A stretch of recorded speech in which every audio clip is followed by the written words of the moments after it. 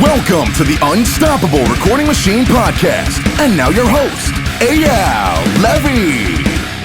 This episode of the URM Podcast is brought to you by URM Enhanced, our tier of premium content that's everything you need to know to deliver world-class mixes. The core of URM Enhanced is our library of fast tracks. Each one of the fast tracks is a video course that dives deep into a specific area of recording, mixing, or mastering in a level of insane detail that you're just not going to find anywhere else.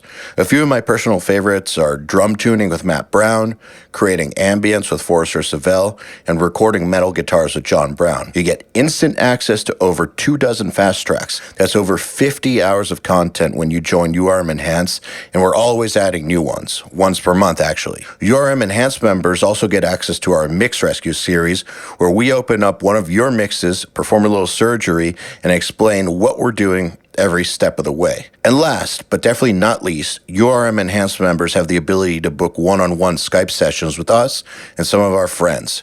It's your chance to get a detailed mix crit, some career advice, or whatever else you want. To find out more or join URM Enhanced, just go to urm.academy and click the Get Enhanced link. Hello, everybody. Welcome to the URM podcast. My guest today is a very awesome producer, multi-instrumentalist, singer, mixer named Matt Good. He's been a member of several bands, including From First to Last, Drugs, The Color of Violence, and on the production side, he's worked with all kinds of acts from The Word Alive to Veil of Maya, Asking Alexandria, Sleeping with Sirens, and a ton more. We had a great conversation all about what it takes to really, really wow your clients from the very, very beginning and how to build that trust that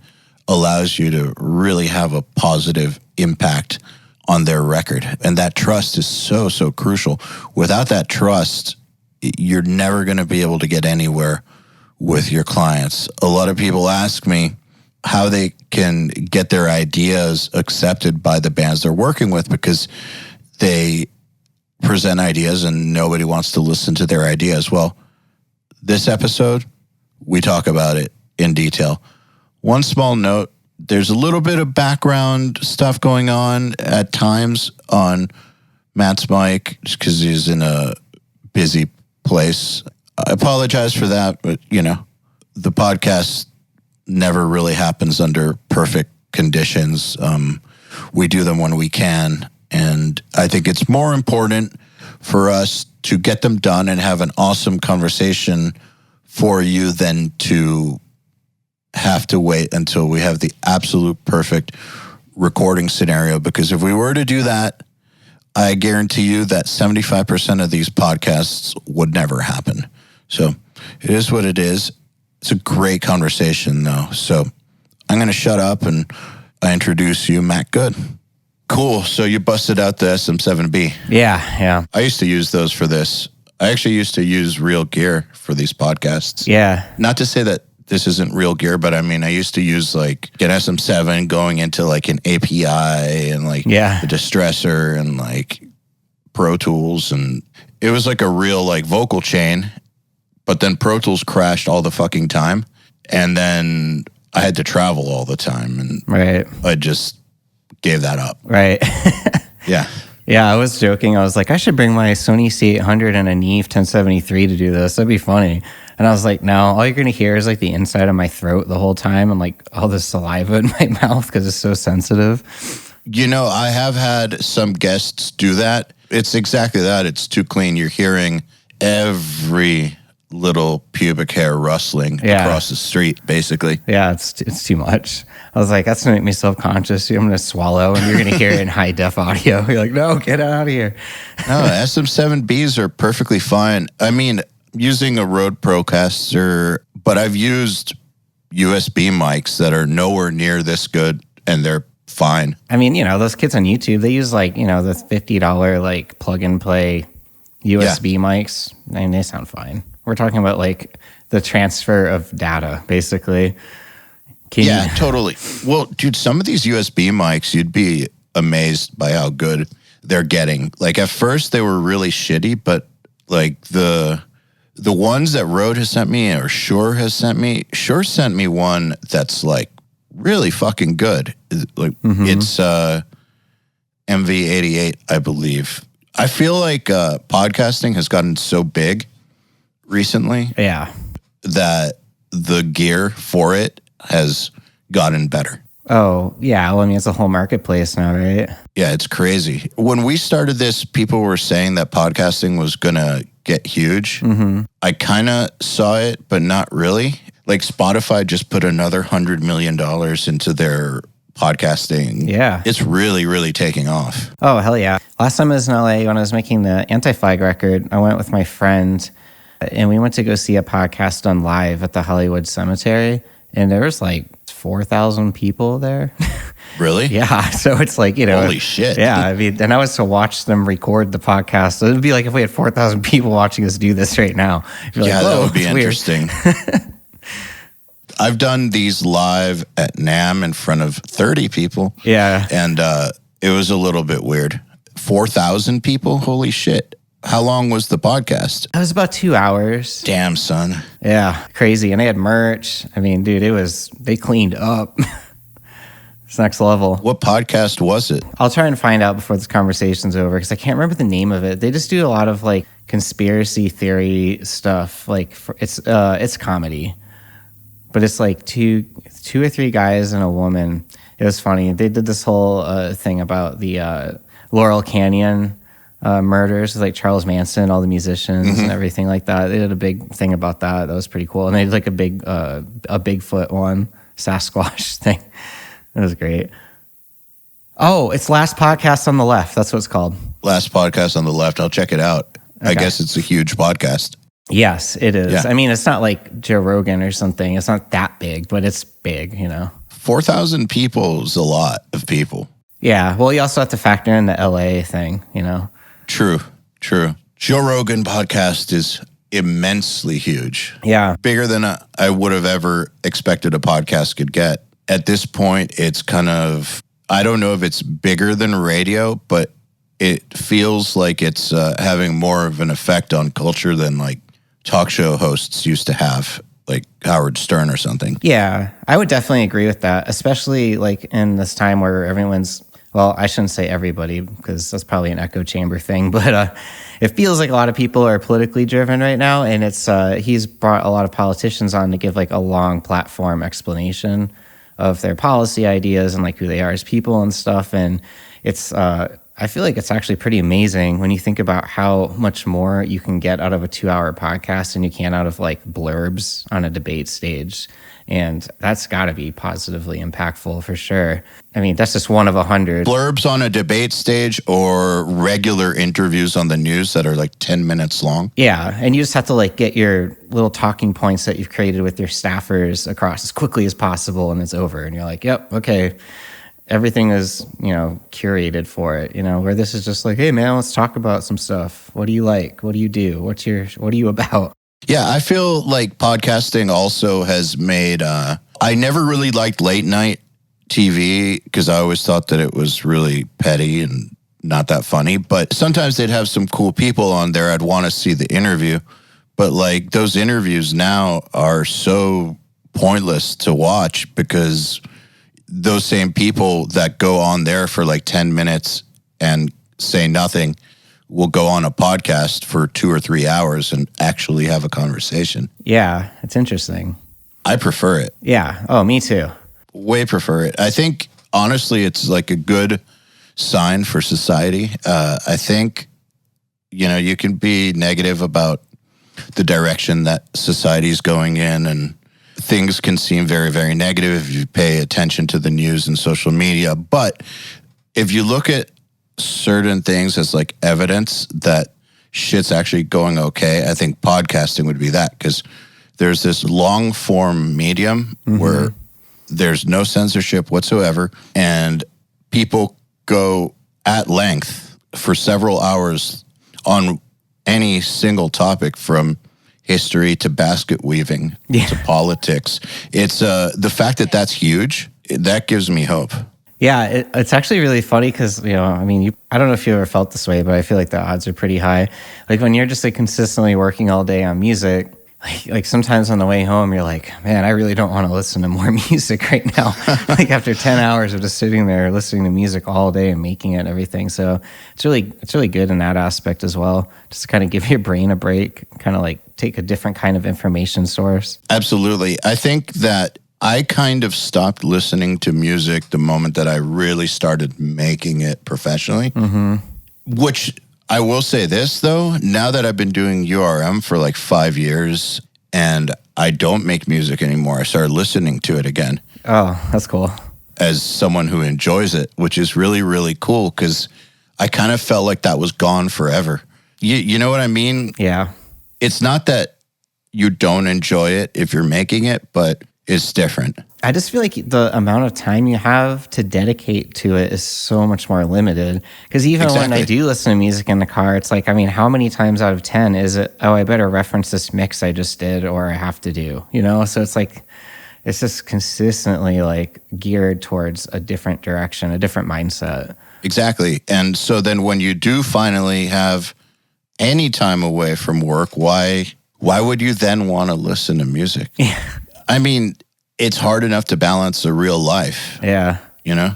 Why start listening to music? Do you get asked that a lot by people who don't work in music? Because I used to all the time. Yeah, that was like, what do you listen to? And I'm like, honestly, not a whole lot. Like, I mean, like I listen to things that are just like way outside of the box of what I do for inspiration. But other than that, I'm just like, yeah, I mean, not like, what are your favorite bands right now? I'm like, I have no idea. I don't know. Yep. I think people would be disappointed when I'd say that. They'd come to me wanting like a recommendation because they'd figure that I'd know all of this shit, all the latest shit, and be like, I don't know. I haven't. The funniest is Metal Sucks always asks me to be part of their top 10 albums of the year thing. Mm-hmm. Like every single year, a bunch of people in the metal community do this. They give their top 10 lists, and they've asked me to contribute to it like every year for like the past 10 years. Yeah. And like, I don't think I've ever submitted one once because I don't think I could give you 10 new metal albums in a year to put on that list. Like, all right. I feel kind of bad about it, but I just can't, I don't know. I don't know what to say. I feel like my philosophy on it has always been like, if there's a record that's actually good enough to be on a list like that, I would assume that it would come to me in some way or another. Like someone would have to tell me about it eventually if it's that good, right? That is the way it works. Yeah. You will have heard about it, I'm sure. So we already cleared up that you don't really balance listening much, but how do you balance the playing side of things with the production side of things? Oh, what you mean like as far as like me being in a band? Yeah, like just being able to get it all done, because it's doing the band thing is quite a commitment, and doing the production thing is quite a commitment. It's hard to do both. Yeah. And then you're also married. Yeah. And are like a family man. Yeah. It's a lot of stuff. So the band has become a extremely limited part-time endeavor at this point. So it hasn't really been much of a clash of time or interest for me, luckily. It's kind of, I don't know, the band's funny. The band is kind of like, I don't even know how to explain it. I guess it would be if you're like, yeah, I got a Super Bowl ring back in the day, and now I like to go play with my buddies at the park a couple times a year and show off a little bit. Like, I don't know how else to explain it, because like we don't really do much. But when we do, everyone's really happy and we're happy, and it's nothing but positive. But the amount we do is very, very limited. I totally understand what you're saying. Yeah. That's a great spot to be in, though. Yeah, right. Because, I mean, I don't know, like, as much as I'd like to do more stuff, the amount of time it requires doesn't really exist. And then on top of that, I think there's something to be said about not oversaturating something that is, like, held in a high regard and in a nostalgic manner for people. So, like, you know, once you overdo it, overfeed that desire, I don't know. I think something can happen there where it starts to go away. I think that one of the saddest things in music that I've seen is when a band goes out on a high note, maybe prematurely. Like there's quite a few bands who, and I'm not going to name names because, you know, they might be listening, and I don't want to talk shit or disrespect anybody. But There's some bands who have gone out at like the high point and have really like cemented a legacy, posthumously, and then gotten back together like 20 years later or something and were a cheap shadow of their former selves. And it kind of shat on the legacy a little bit. Yeah. It's kind of sad. That's such a wildly important topic that I try to really impress upon people all the time. The idea that, so like art in itself in any capacity is like a direct reflection of the moment, like in many different ways. So it's like who you are as a person, the things that drive you, the things that motivate you. And it's not just you, it's all the people around you. It's also society in that moment. It's the things that are happening around you. It's like a huge butterfly effect. And every single detail adds up to what made it work in the first place. And it's so crucial that people need to understand that, because that goes across to many other topics, and you can dive into it if you want, but it's like, about bands changing styles, or like, bands coming back and not being as good as they were, but people wanted it. But then when they get it, they don't really want it. Movies too, like Star Wars, like everyone was like, hell yeah, and more Star Wars movies. And even me, I'm a huge Star Wars fan, and it's like I went to see them and I didn't hate them, but I mean, I didn't leave the theater being like, oh my God, that was just like how I felt before. Fix. You know what I mean? It's just like, it's kind of like a pretty wrapped present with nothing inside of it. And it's really crazy, because like I'm not like a super philosophical person, but I'm always like really interested in like what drives things to become what they are and why they're important, and then why they're considered not important later, or why they change or whatever, you know what I mean? So it's like, that's a really deep topic, but that directly coincides with what you were just talking about. The thing is, I totally agree. Art is a reflection of a moment in time. So the shit that artists get for not being as good as they once were, I think is unfair. Mm-hmm. I mean, I get it. The fans, they just want what they want. Mm-hmm. And most of them aren't artists, so they don't understand really how this whole thing works. But really, what more can you expect? If an artist gave you something great once or twice or three times, most don't do it for more than three times, but just say they made some great albums or had a period of time where they were making nothing but great movies. Mm-hmm. That's great. That's more than most people will ever do, ever. Mm-hmm. If a band had like two great records and did their thing that 10 years ago, the fact that they even did that, just cherish that music they did put out. Yeah. They're not the same people they were 10 years ago or 20 years ago. That fire, whatever fire there was, maybe it's died down, or maybe it's just morphed into something else. Yeah.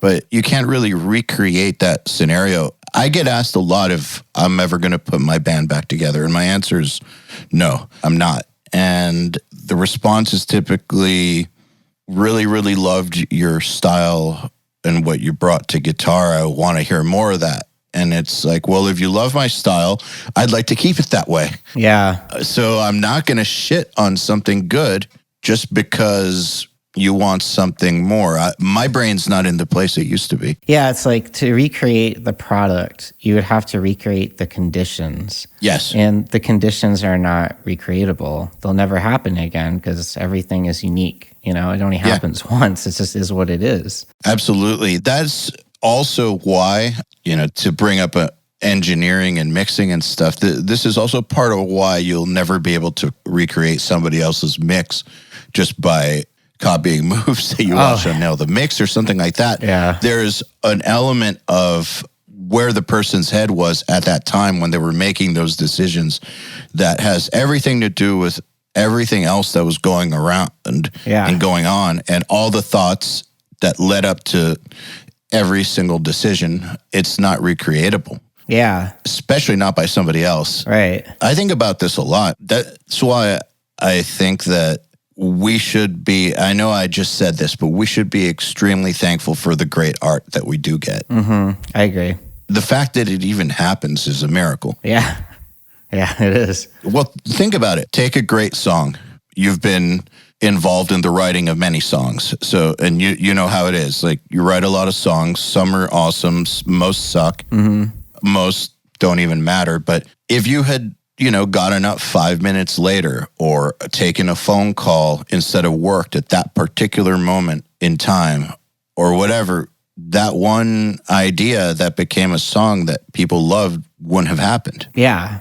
No, totally. I mean, which is craziness. Yeah, it's like that butterfly effect I was talking about earlier. Like, if you had just taken one different turn, everything could be different. It's like, 100%, definitely a miracle. There's so many things that have to happen in a particular way in the exact right moment. I mean, for the band to even exist, to get to the studio, to even make the record in the first place is a bazillion crazy circumstances that have to play out perfectly too. And I mean, it's pretty wild when you think about it. Yeah, I think about that stuff quite a bit. That, in my opinion, if we're ever going to talk about a luck factor, that's the luck factor. I don't actually really believe in luck. Yeah. I more believe in hard work and all that shit.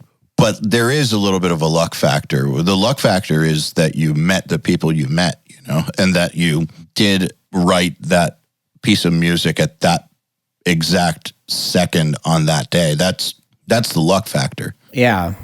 I think you could explain luck. You could interchange it with intuition. Because like a lot of times, like if you trust your intuition, then it will lead you to be in the moment that can be perceived as being lucky in the first place. And I feel like a lot of people that are artists that have success do have strong sense of intuition, and they listen to it. And, they have like that sense of confidence about what they want to do. And I feel like they always know if it's right. Many of the ones I've met, the successful ones, like they never really like second guess. I was never that way either. I would always just be like, yep, this is what I'm doing. He'd be like, yeah, but blah, blah, blah, blah. I'm like, I don't give a fuck. It doesn't matter. I'm going to do it. Like, like I've always been that way. And a lot of other people I've met are that way. And, it's kind of hard to be like, oh, there's this thing, but maybe there is. I don't know. It's either a sense of confidence or it is maybe just like having a sense of self and an awareness of like how to get to the right moment or like the right situation to be in. I'm that way too. Tell me if it's like this for you. Whenever there's an idea about something I need to pursue, whether it's a business idea or a riff that's the right riff to, if you're sitting there just writing a bunch of riffs for a song, but one stands out and that's the one to go with, or I'm going to move to this other city to pursue something. Yeah. Like those types of decisions, once I know, I know. So, I've talked about this before, but when I decided to start URM, I quit producing. And it was before URM was making any money. So, I quit label projects that were coming up and just stopped fucking cold. And all my income stopped. And it was like, because I knew that this shit was going to work. It's just like this sense of, I don't know how to describe it other than certainty. Like it's fucking solid. You just know. Yeah, you just know. It's weird. It is weird. Because you could be wrong, too. Yeah, you could. And it's funny, too, that you bring up riffs because, the riff being maybe slightly different. Let's say, 5 to 10% different.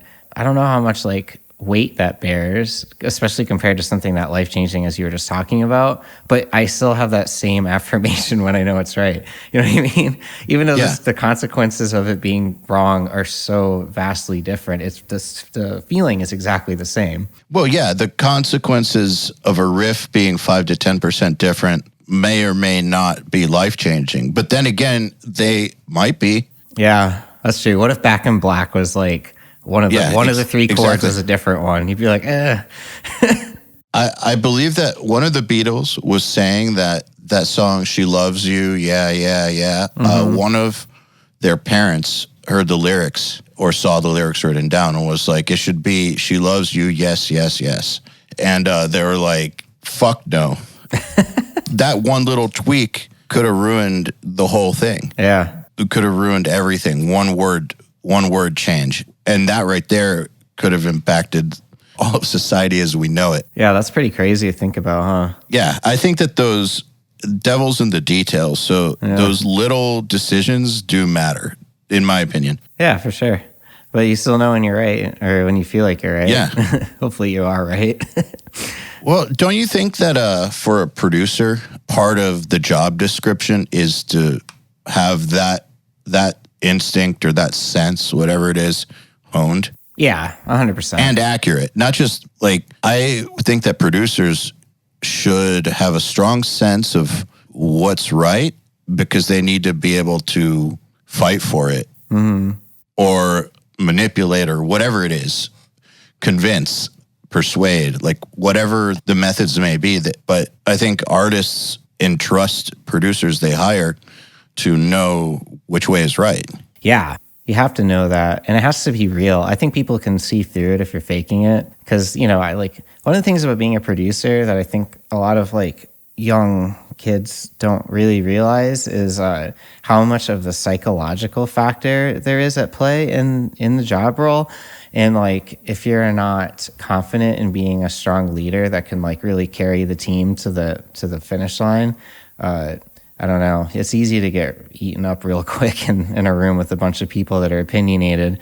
And yeah, I don't know. It's funny, like, because there's so much like emphasis put on the craft, like the technical side and the gear and learning, you know, all the technical details, which is obviously incredibly important because I think that attributes to being confident when you know you don't suck, right? But then there's the other side of it too, where it's like you're almost like this glorified therapist in a way, and like you have to know how to like work with different types of personalities and like really learn how to be like a true leader in a room that people respect and will listen to. And that's what I feel like is what gets you to what you're just talking about, the easiest and fastest way. Is more than just a therapist, though. Therapist is just part of it. I think it's therapist, salesman, general, parent, friend. Yeah. Like it's all those things at different times. So something you just said that I want to key in on, that you need to kind of have that, not kind of, you have to have that sense about you, especially when you're working around a bunch of opinionated people, or you'll just get, you know, chewed up and spit out. Yeah. And definitely the bigger you get, or I mean, the further up the ladder you go, the more opinionated or the more type A, the more dominant some of these characters are. Yeah. Like when you start dealing with dudes who are multimillionaire musicians whose ideas have like bought them massive houses or something like that. Yeah. It's not that they have oversized egos. It's more that their decisions have carried so much weight. There's so much history behind what their ideas bring into reality that you better have some really fucking good ideas. I don't want to make it adversarial, but to even get taken seriously by someone like that. Oh, yeah. But you know what? What's great about back to the technical side of things is it's so easy to execute an idea change now, right? So like, you know, if I'm in the moment where I'm with someone that's a pretty stubborn person, I'm like, yo, what if we try this? And they're like, well, I don't know. And they start thinking about it. And the time that they're sitting there like mulling it over in their head, I can just literally do it on the computer and be like, here, it would sound like this. And they're like, you know what? That's actually pretty cool. And you're like, yeah, you know, like, so I think it's like super important to be very confident and savvy with like, you know, your DAW and your everything, you know, like if it's like, hey, I want to like duplicate the end of this chorus twice longer and then add this section and this silence, like you better get in there and be like, add time, motherfucker. Get in there and just make it happen really fast while they're sitting there talking about it. Yeah. One of the things that blew me away the first time that I got into like a real scenario was when my band was getting mixed by Colin Richardson in 2006. It was the first time that I had ever been working with like an A-lister or something. And the thing that blew me away first and foremost about him and his assistant was how fast they were. Like I came from like a home studio. Yeah. I got to record my shit on my own. Never really worked with someone like that.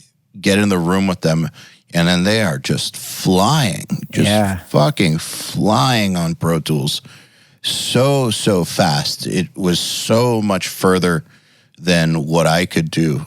Everyone I know who's done all right in the production game is kind of like that. They are really, really, really fast. The latency between their idea and it becoming something on that DAW is very, very short. Yeah. I've committed a crazy amount of time to being able to do that. I have like so many things macroed now, and I do use Pro Tools, which everyone gives me shit for, but why? I have it set up in a way where it's like, it's awesome. Yeah, okay. Well, I mean, everyone's always like shit talking about crashing and stuff like that, but I mean, it does crash. Yeah, but I mean, it's just part of life, Yeah. But I also have like a nervous habit of saving. I probably save like 15 times a minute, so it doesn't ever really bother me. In addition to autosave? Yeah. Fair enough. Yeah, I just kind of because it's just like Command S. Yeah. So I'll just be like, just like as I'm like working and just thinking and stuff. It's like, I don't know, it's funny. But yeah, I mean, I have like all these macros set up. I use a ball mouse and everything. So I'm like, I can switch between tools and grab things and move so fast. It's just like, I really want it to be like what I'm thinking is happening as I'm thinking it, as close to that reality as possible. So I'm always just like trying to streamline everything to get closer and closer and closer to that. It's super important to me. I hate anything that disrupts the flow of thought to work, Yeah, absolutely. When did you realize that workflow is life? When I made a record with John Feldman. I've heard that if you're not really, really fast, that it will not work with him and you. Yeah, well, actually, it's funny because I didn't actually see him run the computer all that much. I know he's pretty proficient at it. Like, I mean, he's definitely not like like a Lord Algae or anything like that. But he'll get in there. I mean, slow. These guys are so funny slow on computers. It makes me laugh so hard. But then they like rip on a console, and you're just like, I don't even know what you just did. But yeah, so he's pretty quick, but his assistant that he had at the time, or his engineer, I should say, Brandon, he was really fast. And I was like, okay, so that's the bar. And then I got there and I was like, okay, now it's just like, where can I go from here? You can only go so fast. I crashed my computer because I put too many commands too quickly. So, I mean, there is a threshold for me anyway. So you got to Feldman's, and was it just like schools in session type thing? Yeah, because I was starting to show little bits of interest at that point in production, just like very, very modest amounts. You know what I mean?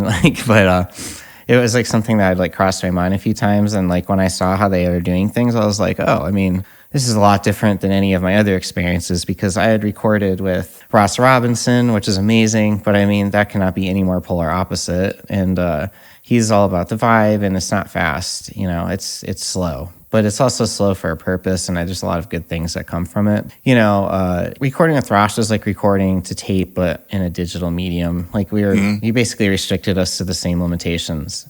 Very different. And then the next record I did with Josh Abraham, and that was like digital, but it was like still in that like we're just limping down the road kind of stage where like we're doing it, but it definitely wasn't like fast. It was just okay, it's fine.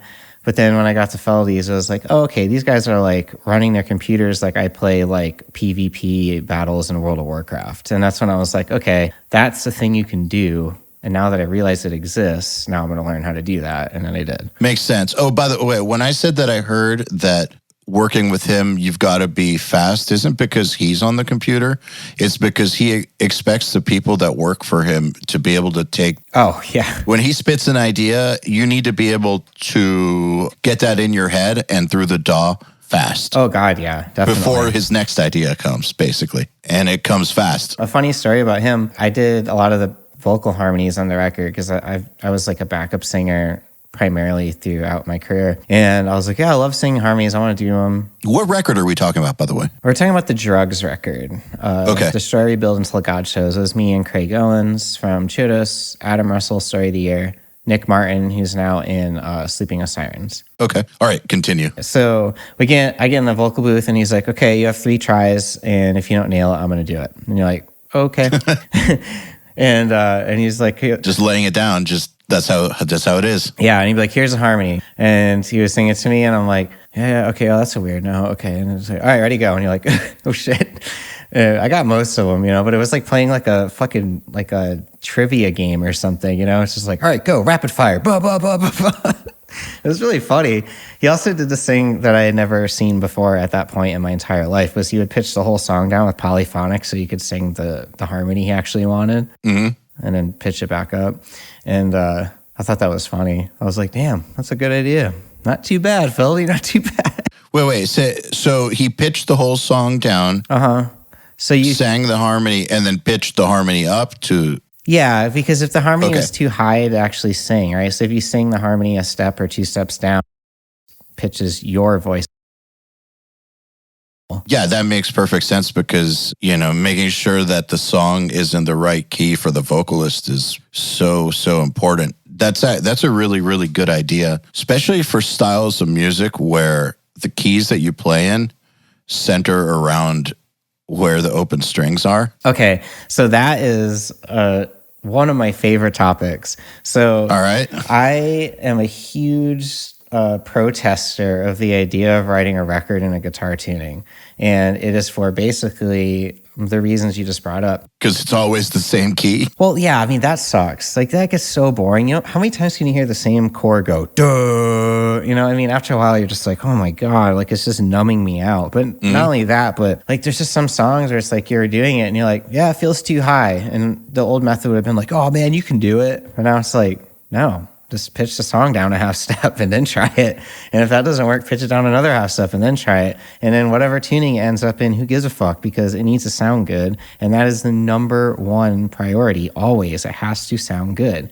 Like, if they're like, but then we'll need a second guitar. I'm like, for one, no, you don't. They have live pitch shifting. All the bands I record use it now because of me, unfortunately, but it is what it is.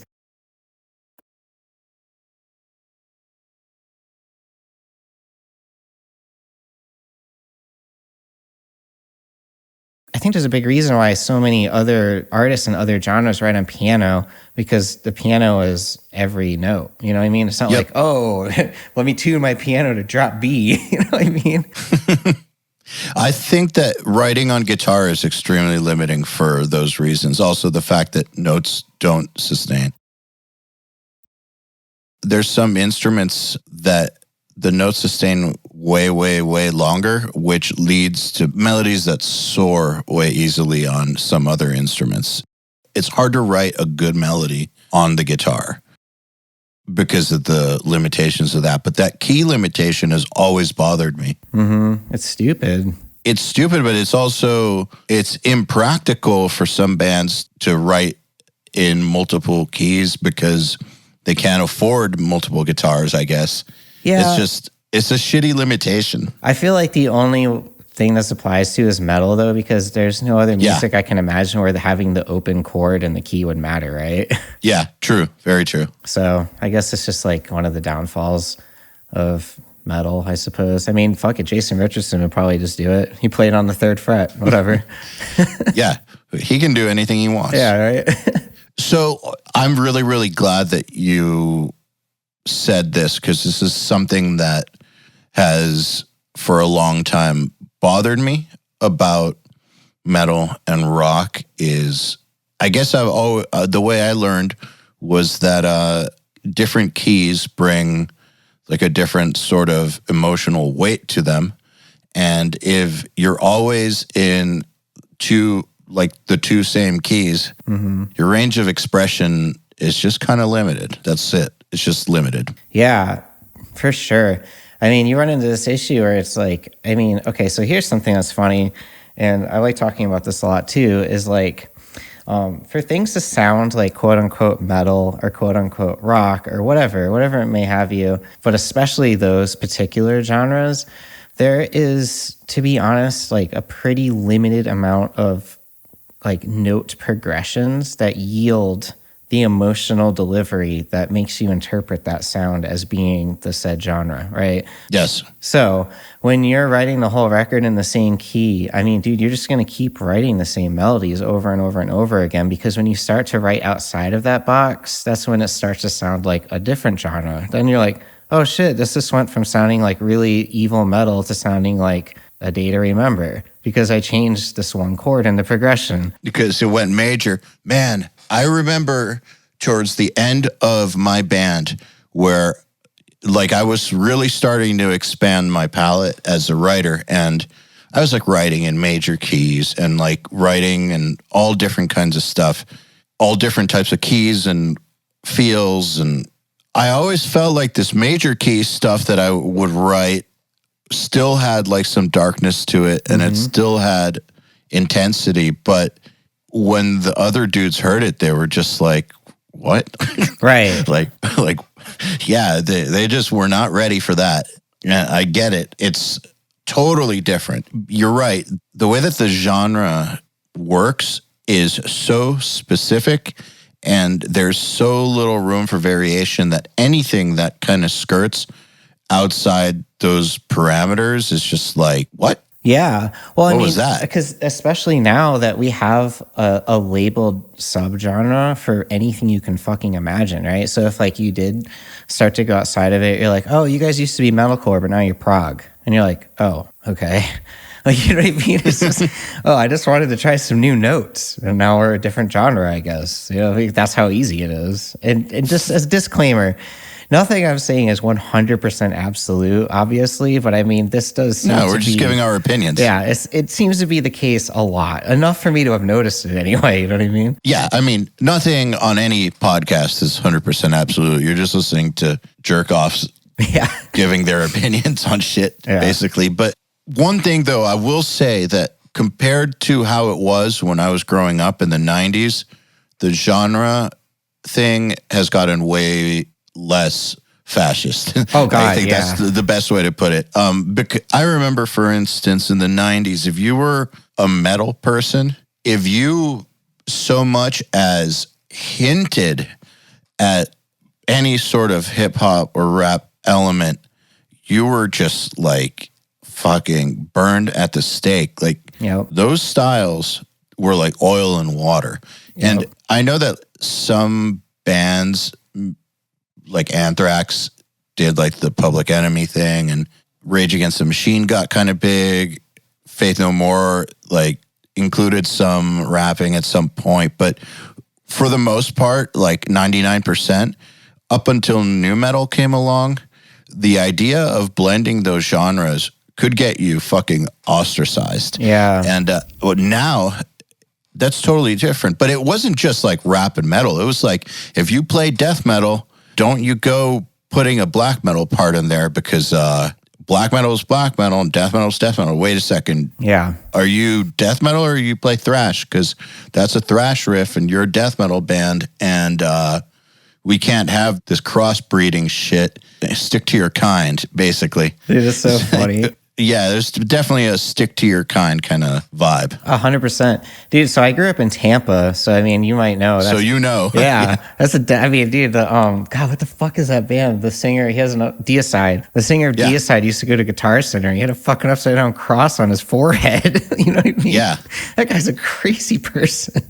But I never knew about any of that shit. And I had a friend in high school, I think it was like 10th grade, and he started explaining that shit to me, because I was like, yeah, you know, I like Pantera. And he's like, yeah, you know, that's cool, but it's not like real metal. And you're like, wait, what are you talking about? He's like, listen to this. And I was like, this sounds like shit. Oh my God. It was like, you know, at that time, my frame of reference was like, these things sound pretty good, because I didn't realize I was listening to like, you know, multi-million-dollar records and shit, you know? I remember that exact same thing happened to me. I was listening to Pantera. This was in the early 90s, and like Megadeth, and then some metalhead kid at my school was like, that's not the real shit. Yeah. This is the real shit. And he played me Cannibal Corpse, and I was like, ugh, this is terrible. I actually started liking them later. Yeah. But at first, my initial reaction was like, what the fuck is this garbage? Yeah. This noise. Though it grew on, I will say that it grew on me, but man, music fans have come a long way as far as this whole genre divide thing is concerned. Like, I think that now you really can do whatever you want. Yeah. And if there's an audience to be had, they'll find you. Mm-hmm. That's something I've been talking about for a while now. And, you know, I could be wrong, but I think that the majority of that is due to streaming. Absolutely. And, you know, it gets demonized a lot by the artists because of the payouts and everything like that. And we can talk about that if you want. But I think that the positive impact that it's making on the consumption of music in general and the way it's impacting civilization is positive. Like, it's definitely doing a lot of great things. There's so many people that find out about bands that they otherwise would have never heard of in a million years, and artists and, you know, people liking more than one genre finally, because it's not such a huge commitment.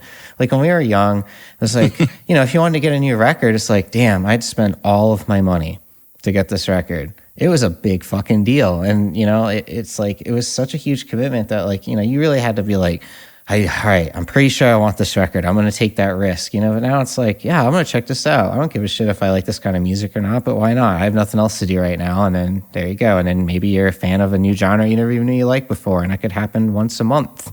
It's crazy. How gypped would you used to feel when you spent all your money on an album because you had heard one song and the rest of the album was fucking garbage? Yeah. Sucks, man. Man, they would get you Man, like that. These kids will never understand, bro. I'm telling you. Well, the thing is, when people demonize streaming, there's a few rebuttals that come into my mind. Mm-hmm. Number one, anytime there's a new technology, there's going to be pros and there's going to be cons. Yeah. There's definitely always going to be cons. Nothing is ever perfect in life. Yeah. And you just need to weigh whether the net benefit is greater than the con. Yeah. And I think with streaming, there's an overall benefit for all the reasons that you said, plus artists are making money again. Yeah. The thing I think a lot of people don't remember is that in the 90s, pre-downloading and streaming, it was virtually impossible to have a music career. Like, getting signed was the only way, and that was pretty much impossible. Yeah, right? Getting signed was no small thing. I mean, it's still a big deal. Yeah. But it was close to fucking impossible back then. And so I think the fact that it's so much easier to get your music out there or to find music has helped raise the bar in lots of ways and given opportunities to musicians and producers and people who would have never had a fucking chance in hell in the 90s because of the limitations. So I think it's a beautiful thing. And and it's done certain things like kill the genre divides, which is phenomenal. Yeah. It's really easy to sit there and be like, yeah, but it could be better.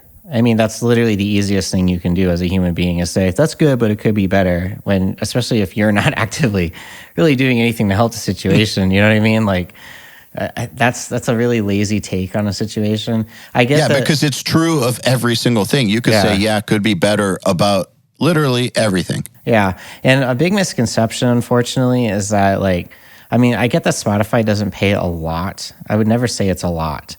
But the huge misconception is that they pay so little, but it's really not the case. It's that people have bad deals. You know, their labels are taking 50+% of their streaming revenue, and then that equates to these small numbers. You see these statistics you see pop up online all the time, and it's like, yeah, I mean, that sucks. That's not a lot of money, but, like, you know, that's less than half of the actual money that it made. Where's the rest of it? Oh, that's right, your label took it, obviously.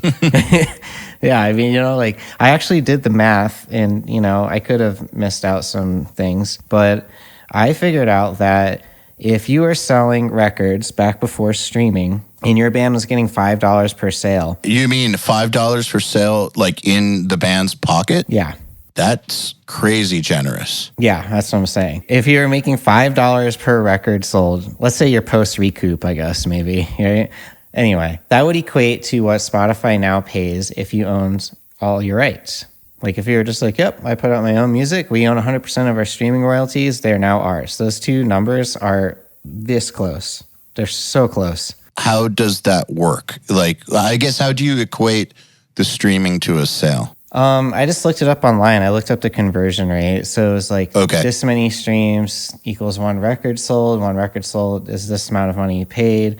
And then when I did the math, I was like, oh, yeah, I mean, it's really not that much different. From what I understand, people do very, very well with streaming when they're doing very well. Yeah. People who have tons of streams end up making money. From everything I understand from people in the game, you definitely do see, like, these cases of, like, I got 100 million streams and got paid $1,800. Yeah, I want to know how. Yeah, exactly. First of all, I want to know how. Second of all, usually it's in the form of a meme. Yeah. Or, like, some sort of shared content. Mm-hmm. And you can never fucking trust that shit anyways. Yeah, I would like to see the actual breakdown from the record label You know, because like I wouldn't be surprised if on there was like, oh, you know, you owed the label $1.1 million from the recording and from the promotion and et cetera, et cetera, et cetera. And that was recouped out of this royalty that you are now speaking of. Because that seems far more likely, because that math makes no sense. Yeah, but you've seen those, right? Yeah, I have. Yeah. Yeah. The thing, too, is the loudest voices that I've heard saying that it's bullshit are typically people who will never be in a position to get royalties anyways. Yeah. So they kind of, not to be an asshole, but they kind of don't know what they're talking about. Yeah. I did do one podcast with Matt Squire where he talked about this, and he has a very interesting take on it because he goes to DC and like lobbies senators and is working to get the payout laws changed. And that's cool. Yeah. But he never for 1 second had that attitude that we're talking about that you see in those memes. Yeah. He's more just trying to make things more fair and more transparent. Yeah. So you know how like in the future, right? Like weed's going to be legal and our kids are going to be buying weed and they're going to be like, yes. And then we're going to be like, you know, like when I was young, I used to have to go find a drug dealer in the back alley and almost die They to will get never weed. know. And they would be like, what the fuck are you talking about? You're crazy, right? I feel like it's kind of the same thing here. It's like, you're like, these kids are like, oh, it's Spotify. I put out my music. I want to get paid. And you're like, dude, you don't know how it used to be, bro. Like, we had this thing called Napster. No one paid for shit. There was no money. You should be happy there's money. Like, we are forever scarred from the experience of going from, hey, this is a business. Oh, wait, now it's not anymore. Just like that. It just fucking happened. And, I mean, I feel like, anyway, what my point is like that mental scarring. I feel like it makes me forever grateful for any amount of money we can make now because I've seen what it's like to make nothing, and it sucks. It is a beautiful thing that it's turned around, but let's not forget that the Napster thing is 20 years ago now, which is really, really crazy. It's a long time. Yeah. Oh, God. 20 years. I can't believe it's been 20 years, but it has. And I know that there was a long time there where it felt like this whole thing is just going to go away. Remember, like maybe around 2008, 9, 10, 11, when people were saying 5 more years, all the labels are gone. Oh, I remember, trust me. I was like, what the fuck do we do? Like, what happens now? Yeah, 5 more years and it's all over. Yep. There were a lot of doomsday feelings going around. And I mean, I felt that way too. It was a very, very scary time. I also think that it did some fucked up things to music in terms of the quality of the output in that time period, I think started to suffer. I think it's come around though. What I think was happening was things seemed so scary and it was like maybe 7 or 8 years into no money that talented people were jumping ship from the industry. Yeah. Like, retreating. Yeah. They were just, fuck this. I ain't going down with this ship. Yeah. Going elsewhere. So you're getting all these like really smart business people who would have been otherwise really talented musicians, like people just fucking bailing. Yeah. And we're left with I think a lot of bands getting signed that didn't need to get signed. Yeah. Some pretty shitty productions, and that on top of the fact that there was no money made for a very scary scenario, which was honestly one of the reasons that I started URM was because I wanted to help bring recording quality back because I felt like I have to do something, even if it only like affects one little corner of the music industry. I'm going to make that little corner better because I didn't put all these years into this industry to watch it just fucking poof, vanish. That's awesome. It was a very, very scary time, man. I think that it is better than I've ever known it to be now, or very close to being that way. Yeah. So I think like going way back to like 20 minutes ago, it's easy to always say things can be better. And it's true. I mean, that's not a lie. But I think also, too, like when you come from where we're coming from, it's like, I saw the entire industry at the edge of the cliff about to fall off. And now we are what many people are deeming as like a new golden era of music. And it is because of streaming. So it's like you have like this duality going on where it's like, in one hand, streaming saved music from dying, basically the industry. And then, but you also have the thing where it's like, oh, but they're not paying a fair amount. And it's like, yeah. So it sucks because like on one hand, you're like, but we owe them this in a way, but then like, no, you don't. So it's like, it's the same shit as always. There's no right answer. There's just never a right answer to anything in 2020 or 19 or 18. That's just been the theme of the last few years. Yeah, I think also it's just because everybody has a say. So I think that any time period, if you were to put a microphone up to everybody's mouth at any time period, you would have gotten as many people saying nothing's working out, there's no right answer. Yeah. But the thing is that in the past, you never got that.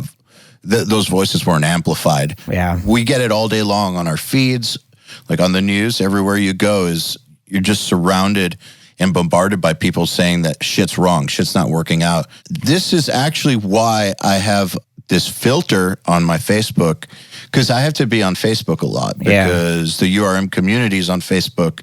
So, and I like to interact there every single day. And so I'm on Facebook as part of my work life.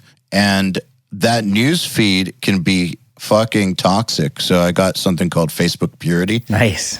That's a good idea. Filters it. Yeah. So anything I see in the news that pisses me off, or that is just toxic, or that people are going on and on and on about, or that I see everyone freaking out about on my feed, I just put it in that filter. I don't care if it's something I agree with or disagree with. So I put both Trump and Bernie Sanders in it because I don't want to hear anything about that shit. I don't care what side it's on. Literally every single issue that people freak out about. So the environment, guns, like Nazis, like everything, all of it. Yeah. Anytime one of these outrages pops up, I add it to the filter, and poof, disappears from my life.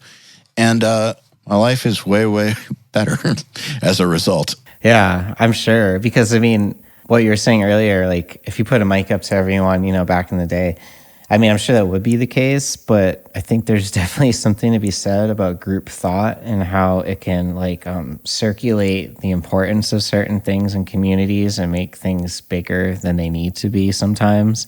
And absolutely, you know what I'm saying? So as true as that is, but then I guess if everyone had a microphone back then, it would have perpetuated to where it is now anyway, right? But absolutely. Well, the thing that's happening now that I think is unique to now, jumping off what you were just saying, is that lots of issues get blown up out of proportion to what they really are. And because all we have is our news feed that's basically designed to repeat more of what we were looking at before, so it kind of becomes an echo chamber, we actually have no real perspective on how big or small these issues are. And in order to really find out, you need to do some serious research, which takes a lot of time and effort. And most people are not willing to do that because it takes a lot of time and effort. And so lots of people that I know are convinced that lots of things are happening in the world that at a way greater rate than they're actually happening, or that they're way worse than they actually are, or that they're way better than they actually are in certain regards. They just don't have an accurate way to gauge lots of these things that they're freaking out about. That's definitely why I value the ability to have an open dialogue with anyone from any walk of life now more than I ever have before, because I don't know how else you could really get a balanced idea of what's going on in the world or how people feel about anything, because and it's kind of sad because I feel like that idea is looked down upon more now than it ever has been in a lot of ways. And it's unfortunate because there's so much to gain from talking to someone that has a different point of view than you.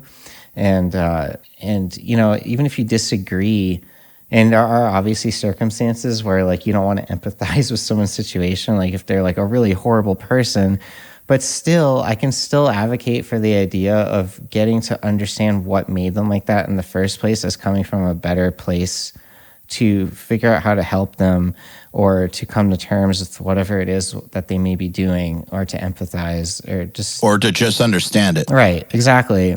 Like if you just instantly go, fuck you, angry, you're getting nowhere. You know what I mean? It's just there's no good that will come from that. I have several friends that I consider really close friends, probably listening right now, and you know who you are, that I have some fundamental disagreements with about lots of things, from politics to everything else, but we're really, really good friends, actually. And the reason is that we can talk about this shit with each other without flipping out. And what ends up happening is, so I'll see something that pisses me off a little bit, but I'm not sure I have the whole story. So I'll go to my friend who's pretty informed about a topic that I don't like or agree with, but I'll ask him.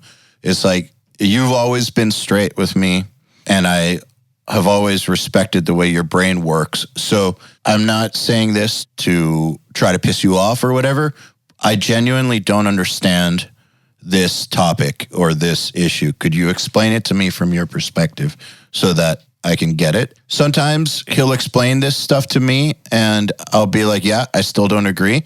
But a good amount of times I'll be like, wow, I didn't think about it that way. Yeah. This makes perfect sense. You're not crazy. Right. Definitely. Because, you're just a product of your environment. Like, people end up in different places after decades of life experiences that are totally different from each other, and end up with different priorities or different points of view. And I would love to see people getting back to the point where they can respect that basic fundamental and start from there and kind of work, from that jumping point. I think that would help a lot. It's as easy as finding a friend who is involved in something that's totally opposite of something you hold dear, and just talking to them about it. It's really that simple. He comes to me about that kind of stuff too and asks me, and the way we put it is, the reason that it works is because neither of us are crazy, and we're always respectful. Mm-hmm. The thing that's important to note is that people who disagree with you aren't always stupid. Sometimes they're really, really smart. Oh, yeah. They've thought their shit out, same way that you have. So they might be right. Right. It's important to find this out. Yeah, I totally agree. I like to know if I'm wrong. Me too, because then once you fix it, then you're not wrong anymore. It's like one less thing you got to worry about. Yeah, exactly right. So let's take it back to where we were about 45 minutes ago. We started talking about this and then we didn't continue. I'd like to keep talking about this because I'm curious. I really like how your brain works. I want to hear more. So you got with Feldman, you're making a record, and for the first time ever, you're seeing, wow, these people operate at a level that I dig. Like, this reminds me of how gamers approach it in terms of workflow, like super efficient, like methodical, like not just limping down the street, to use your words. Yeah. What was your next step? How did that translate into you wanting to produce? Was it kind of like, wow, I see what's possible now, I'm into it? Or what was that like? Yeah. Okay. So rewind a little bit first. When I was in From First to, well, I guess I'm still in From First to Last, but when From First to Last was my career, and we had recorded with Ross Robinson, that was a crazy experience. And I was starting to get interested in our guitar player as well. Actually, two of the guys in the band went to Full Sail, that recording school in Orlando, and graduated from it, but not me. It's the weirdest thing that they went and I didn't, and I'm the one who does it now. It's just but anyway. Yeah, it goes to show, right? They're both really talented. It's just, I don't know, there's just so much to it. But anyway, I don't want to get off topic. After we made that record, we had some money because our band was getting pretty big at that point, and I decided to just buy a studio. Not the room, but the gear. I just basically bought someone's studio sale, and I was like, that's great. I had no idea about any of it. And like, we started messing around recording demos and stuff, but it was like way too much. I had like an HD3 rig with like all these preamps and stuff I didn't know how to use. It was just dumb. Like there was no point in having it, especially for doing demos. So you just bought something that was way beyond Right.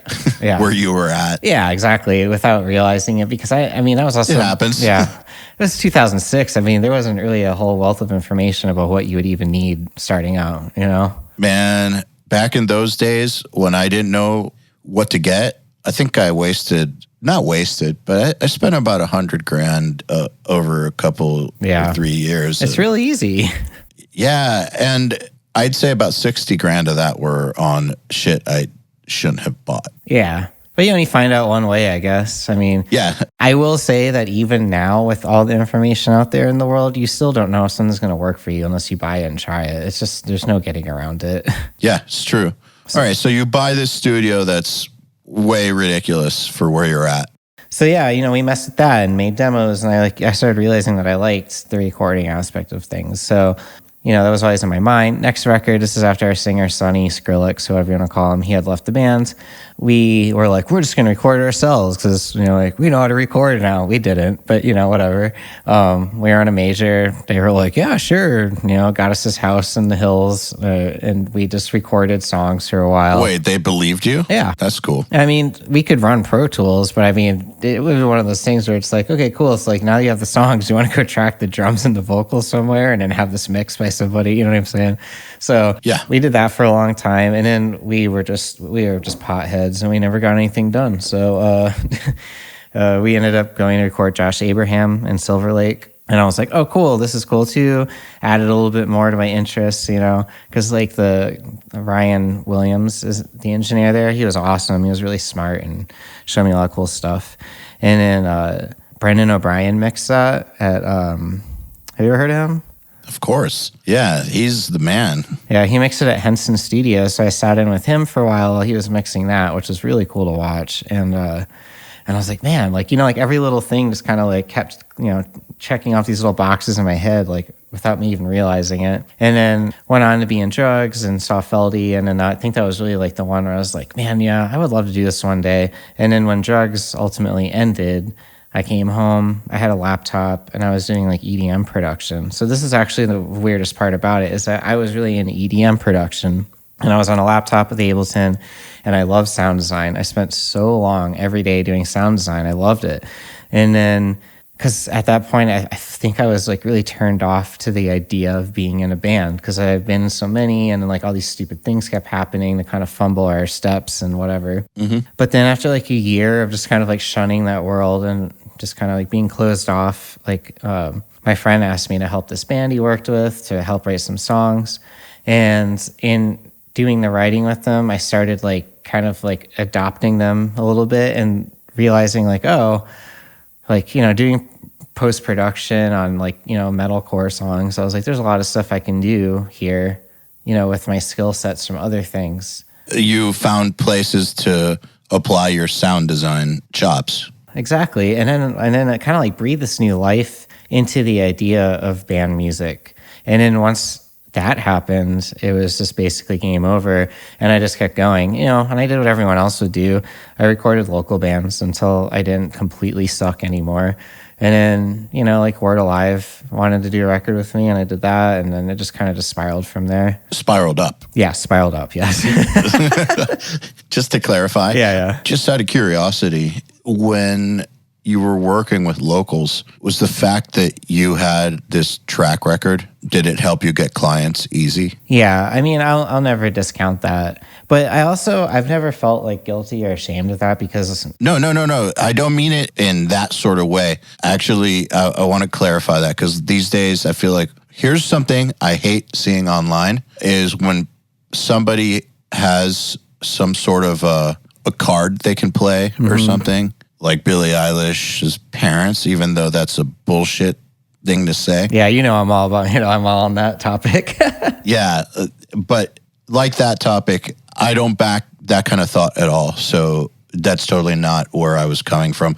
Where I was coming from was that people always ask me how to grow their career, how to get started actually getting clients. And, I have always thought that, there's a million different paths, but one thing that tends to always work is if you put out your own music in some way, shape, or form that can represent what kind of quality you're capable of. Yeah. That whether it's just, a little unsigned project all the way up to being in a big band, just the fact that a musician can relate to your work and can hear that will automatically gain you some trust. Oh, yeah. I mean, it's like the name thing helped, especially with the locals, I guess. But, I mean, there's something to say, like the name comes from a list of credentials and or accolades. And it's like, at that point, it's like, yeah, I have this name, but this name is backed up by a wealth of information about songwriting. Like, I've worked with like multiple platinum producers and mixing engineers and like picked their brains and just, like lived a decade of just doing nothing but music. And like at this point, I at least have something to offer. You know what I mean? Like when I first started. So like, I felt like it made sense to me. And I was willing to put in the work to figure the rest out, like how to make good mixes or, whatever, make mixes that are passable for a while, you know what I mean? And like record things the right way. So around what time period was that when you were doing the locals? 2012. 2012. And I think I did it. I think Word Alive, I did that in 2015 or 14. So it was like 2 or 3 years of me just kind of like winging it, figuring it out. Because like I had this idea in my head. I was like, if I just like help people write better songs and I just keep doing that, I'll eventually get better. Because it's the whole 10,000 hours thing, you know what I mean? And I was like, absolutely. So I was like, it's just going to organically happen. And then eventually I'll have a moment to reflect and I'll be like, okay, I'm pretty good now. Now let's see if I can utilize the fact that I know like a bazillion people in bands already. Let's see if I can now bring the wealth of experience plus the technical information, combine those two things and be like, haha, what do you think? And that was my plan and it works. That's something that I also have always told people, and I really, really believe is that before anything, you need to do whatever you can do to get as good as possible. Yeah. So if you're coming from a spot where, you don't have a background like you did, I came from a band as well, which helped me, not at the very beginning, but it helped. Like, say you're starting from zero, maybe it means doing projects for free for a few years just to get people to work with you so that you can put in those 10,000 hours. The thing is that you want to get to those 10,000 hours or whatever it is as quickly as possible. Right. At the beginning, when nobody knows who you are, it's going to be hard to get people to pay you, come work with you. So you got to do whatever you can, basically, to put in the work, because that's the only way that you're going to get better. From there, that's when all the networking stuff and all that shit starts to even play any role. But none of that even matters if your skills aren't there. Yeah.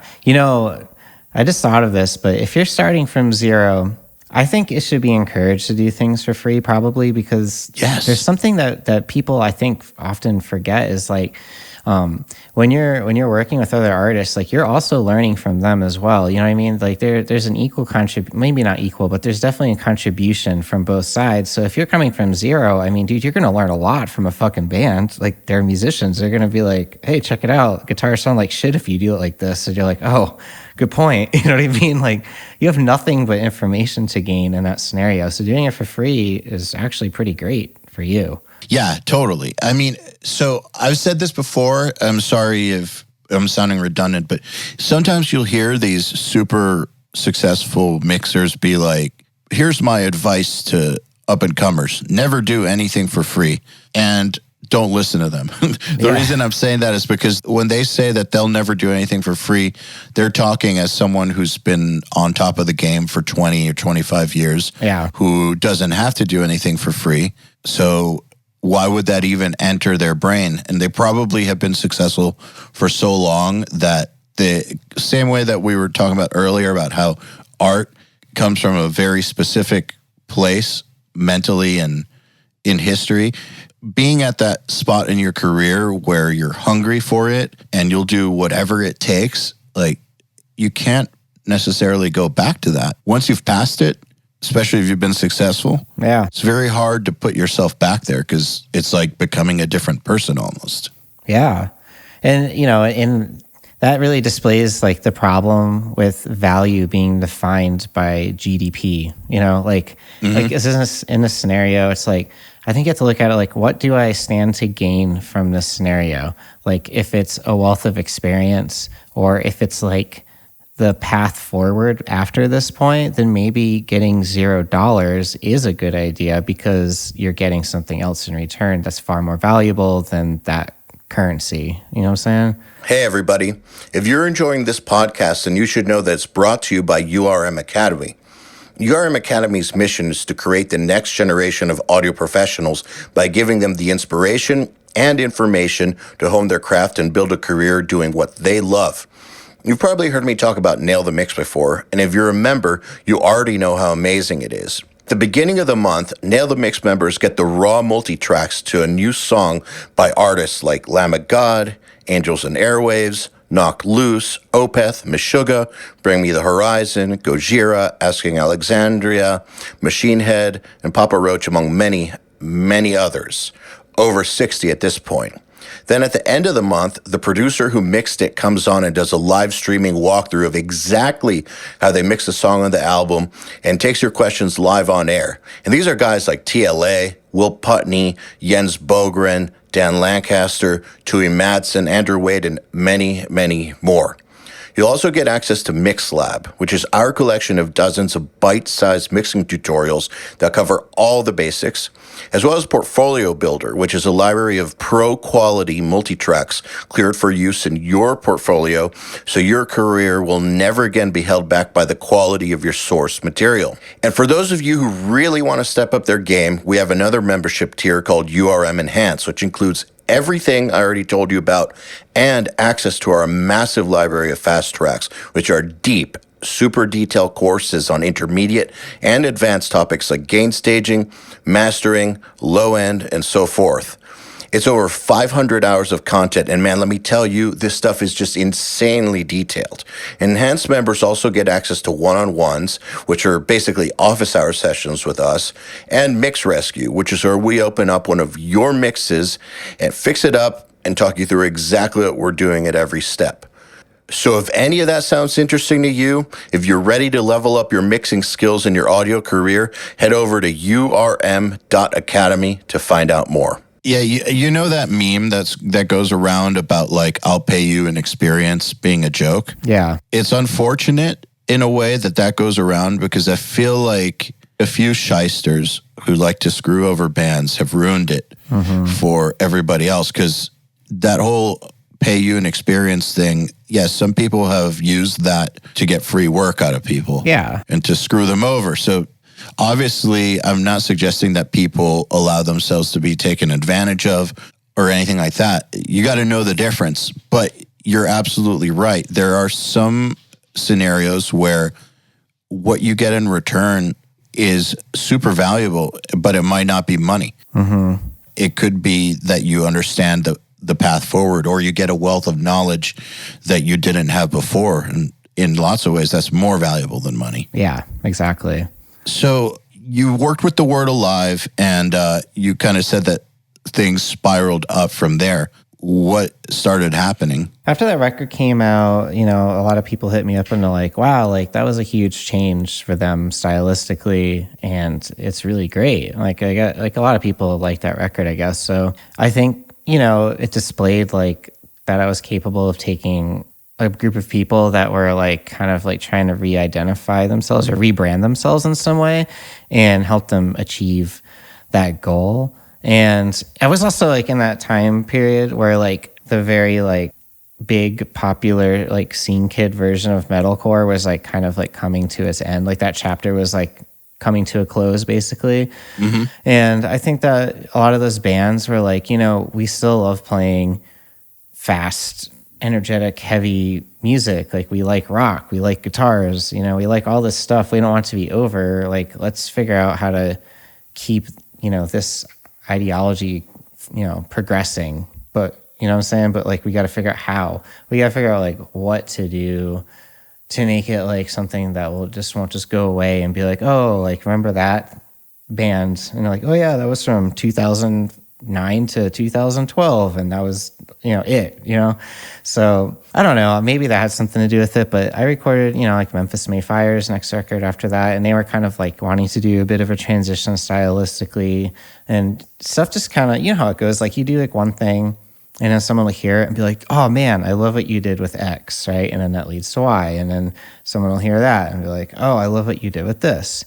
But I guess like the biggest thing is that I was hanging out at my friend Kyle's house, and Ben Bruce was there, and we had always been friends. I did their first or second tour ever when I was in From First to Last, and I toured with them again a couple times. And like we had been pretty close. Me and Danny had been buddies for a long time.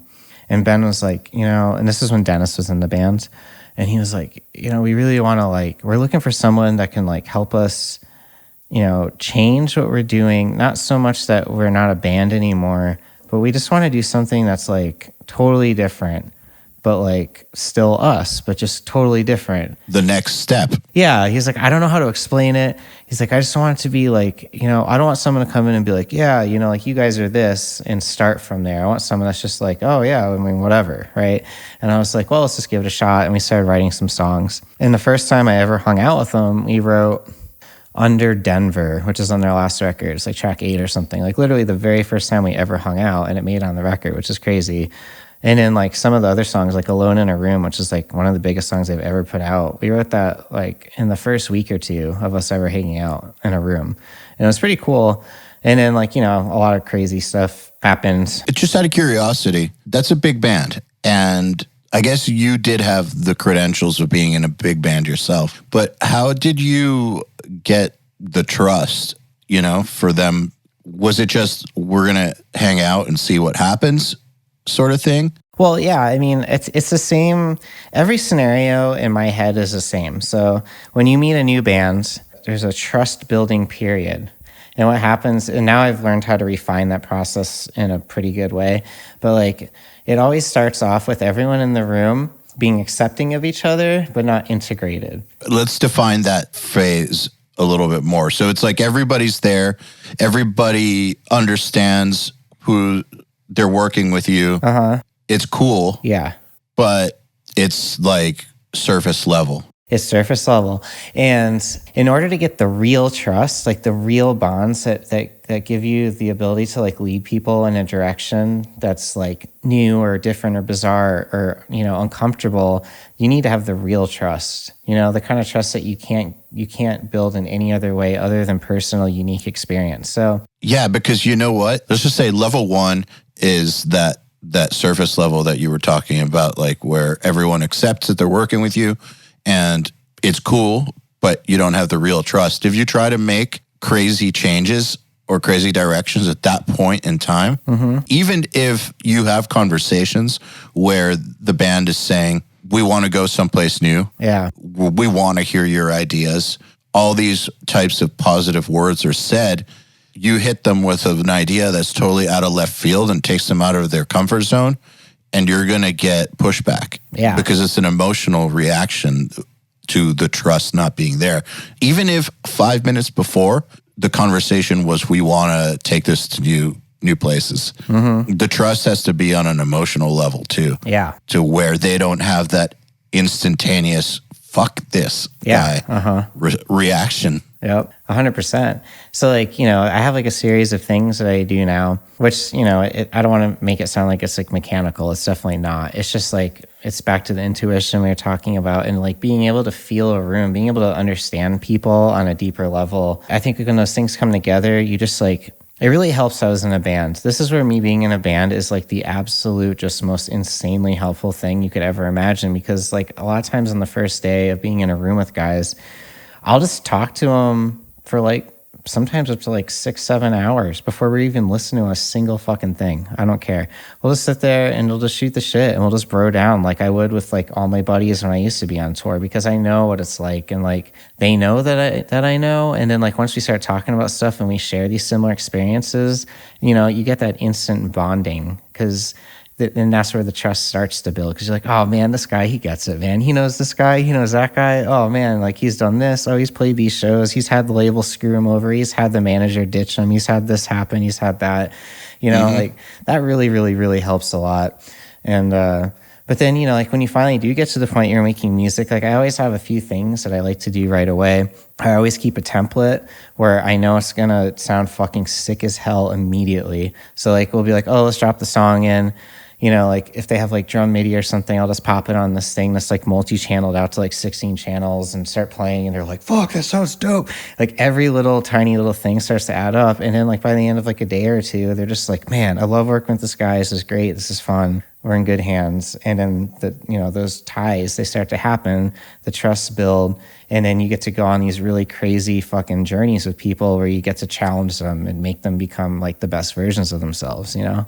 I thought of this earlier when you were first talking. This is like rewinding about an hour and 15 minutes. We've gone full circle. This is something that I've thought for a long time, which is that the best way to convince somebody of something in the studio that you're working with is to let them hear your idea.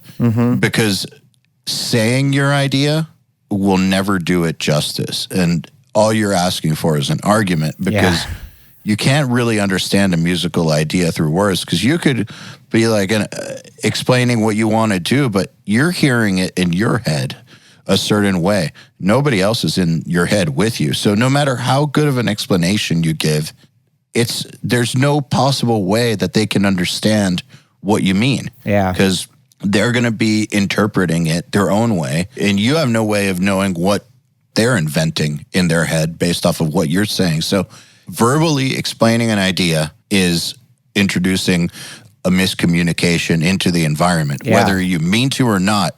Like you're creating a miscommunication because there is no way to effectively convey a musical idea verbally other than like a technical idea. Like we're going to do this in 3/4 or something, or go to bar 118 or something.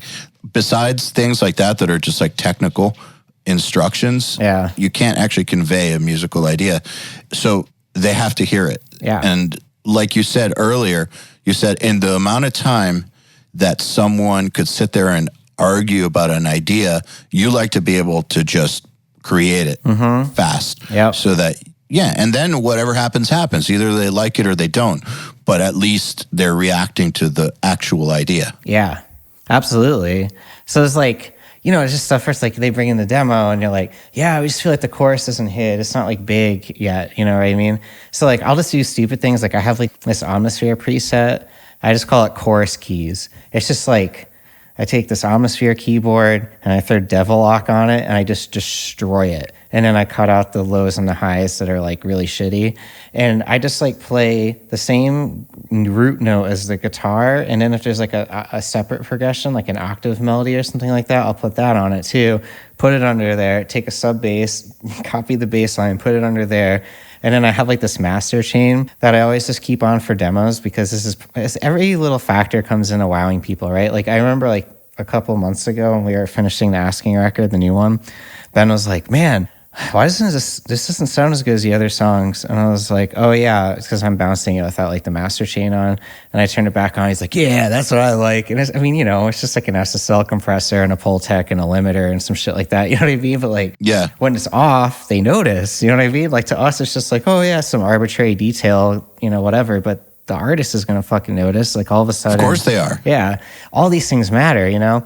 So like, I'll just like, you know, whip that thing on there really quick and then like get my drums going and start putting in these preset things. Like in Pro Tools, you can save channel strips now, thank God. So I'll have like ones that I've made that I know sound great with like the different things I'm using. And I'll just start like whipping shit in there like really quick without them even realizing it's happening. I'll be like, check this out. And I'll be like, dude, that sounds so good. What'd you do? And I'm like, just added a couple things that were already there, but this brings them out more. It makes them shine more, you know? I love that. So what I think is interesting or I'd love to explore is how much work you did to be able to get to that point. A lot. Yeah, because you're talking about having something awesome in the first few minutes. And by the way, as an artist, I have experienced this. And so I know the power of what you're talking about. Mm-hmm.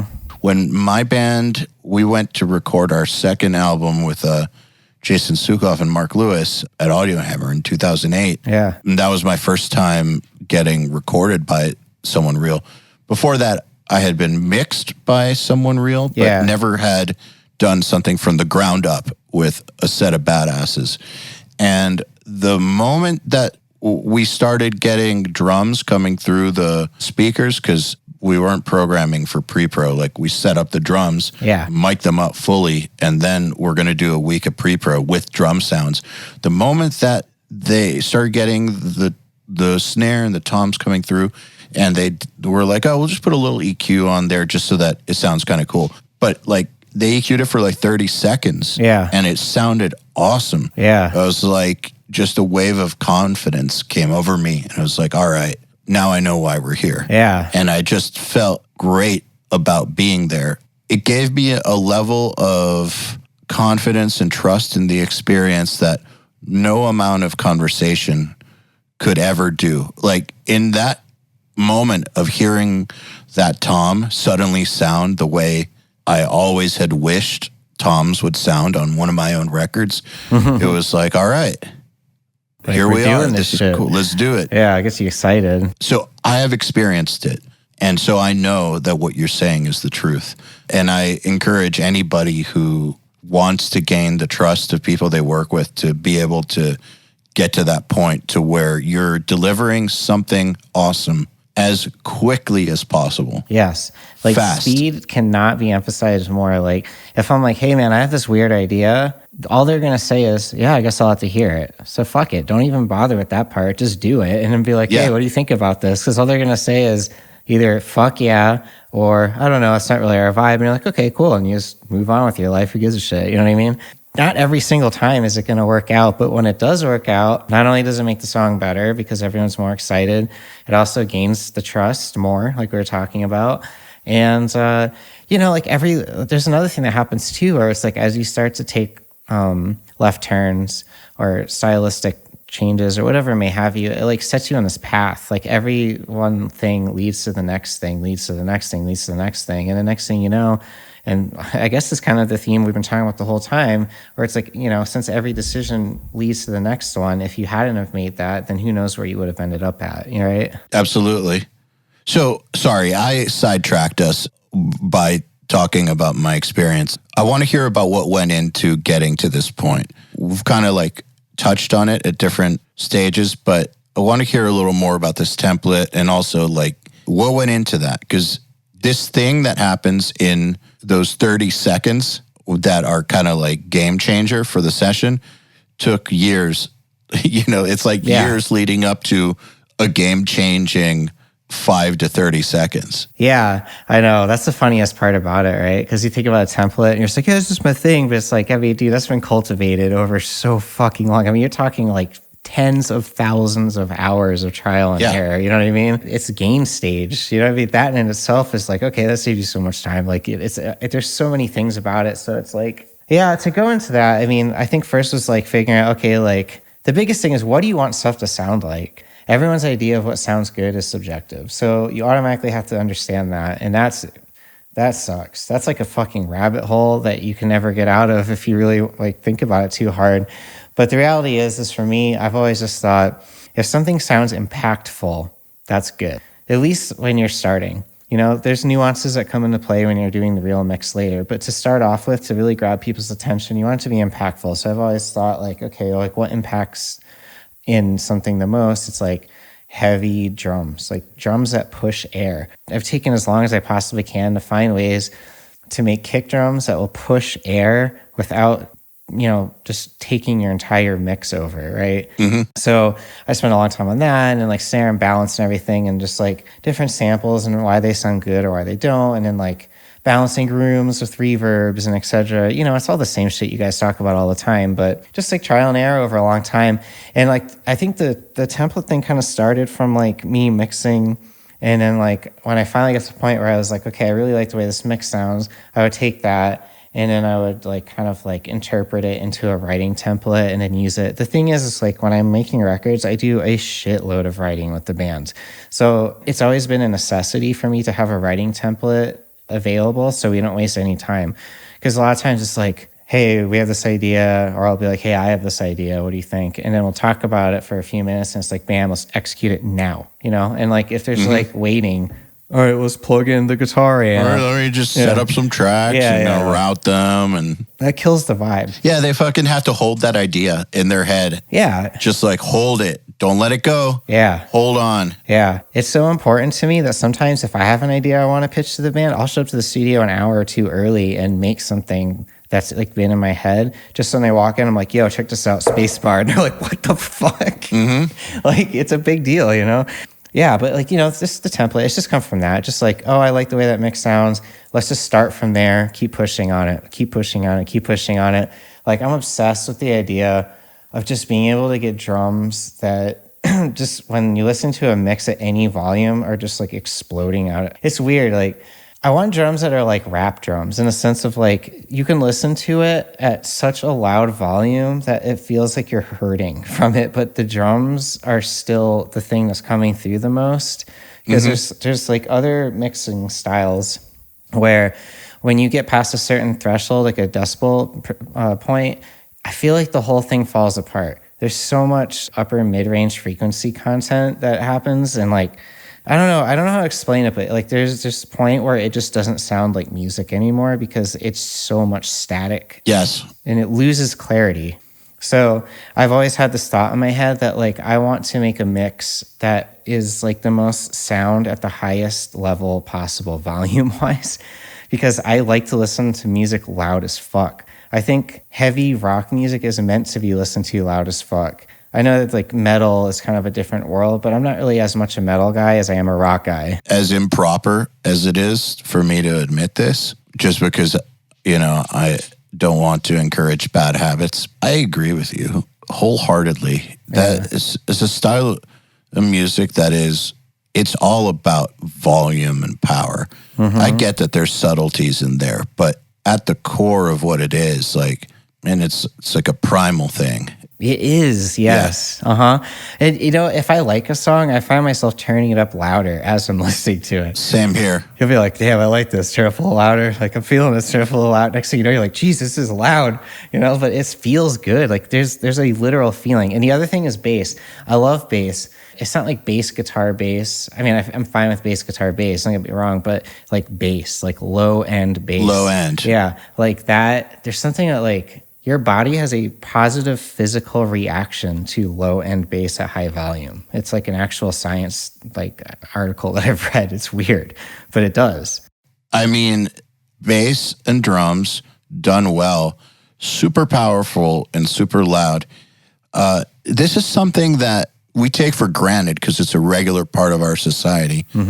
But if you don't take it for granted for a second and just think about what a big deal it is that those elements can get a human being to physically respond and start losing their shit. Anything from dancing to like climbing up like a tower or at a show and staged and like diving into the crowd and like fucking going nuts. Yeah. The fact that these sounds can elicit that type of reaction out of people, like someone who, you know, might be an accountant all day long and just like totally put together, buttoned up kind of person. And they go to some heavy ass show and like go fucking wild. Yeah. And then they don't go wild at all in the rest of their life until 2 months later when they go to another show. But just the fact that it can do that to people, that is very, very powerful. Yeah.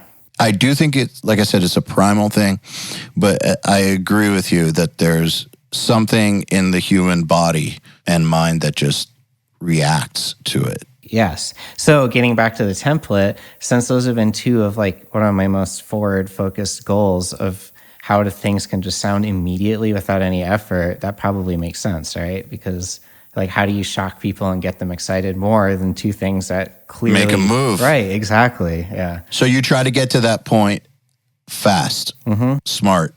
And the thing is, it's not just smart, it makes sense for artistic reasons too. Okay, so you've got the artistic purpose of it, right, dialed in. So how can we move as much air as quickly as possible? Yeah. We want to get that response. We want to make it fun and inspiring. And I think that it's not just about the trust, like people hearing these sounds and wanting to like freak out and then them trusting you as a producer. It's also that they'll get inspired to work. They'll get into that headspace.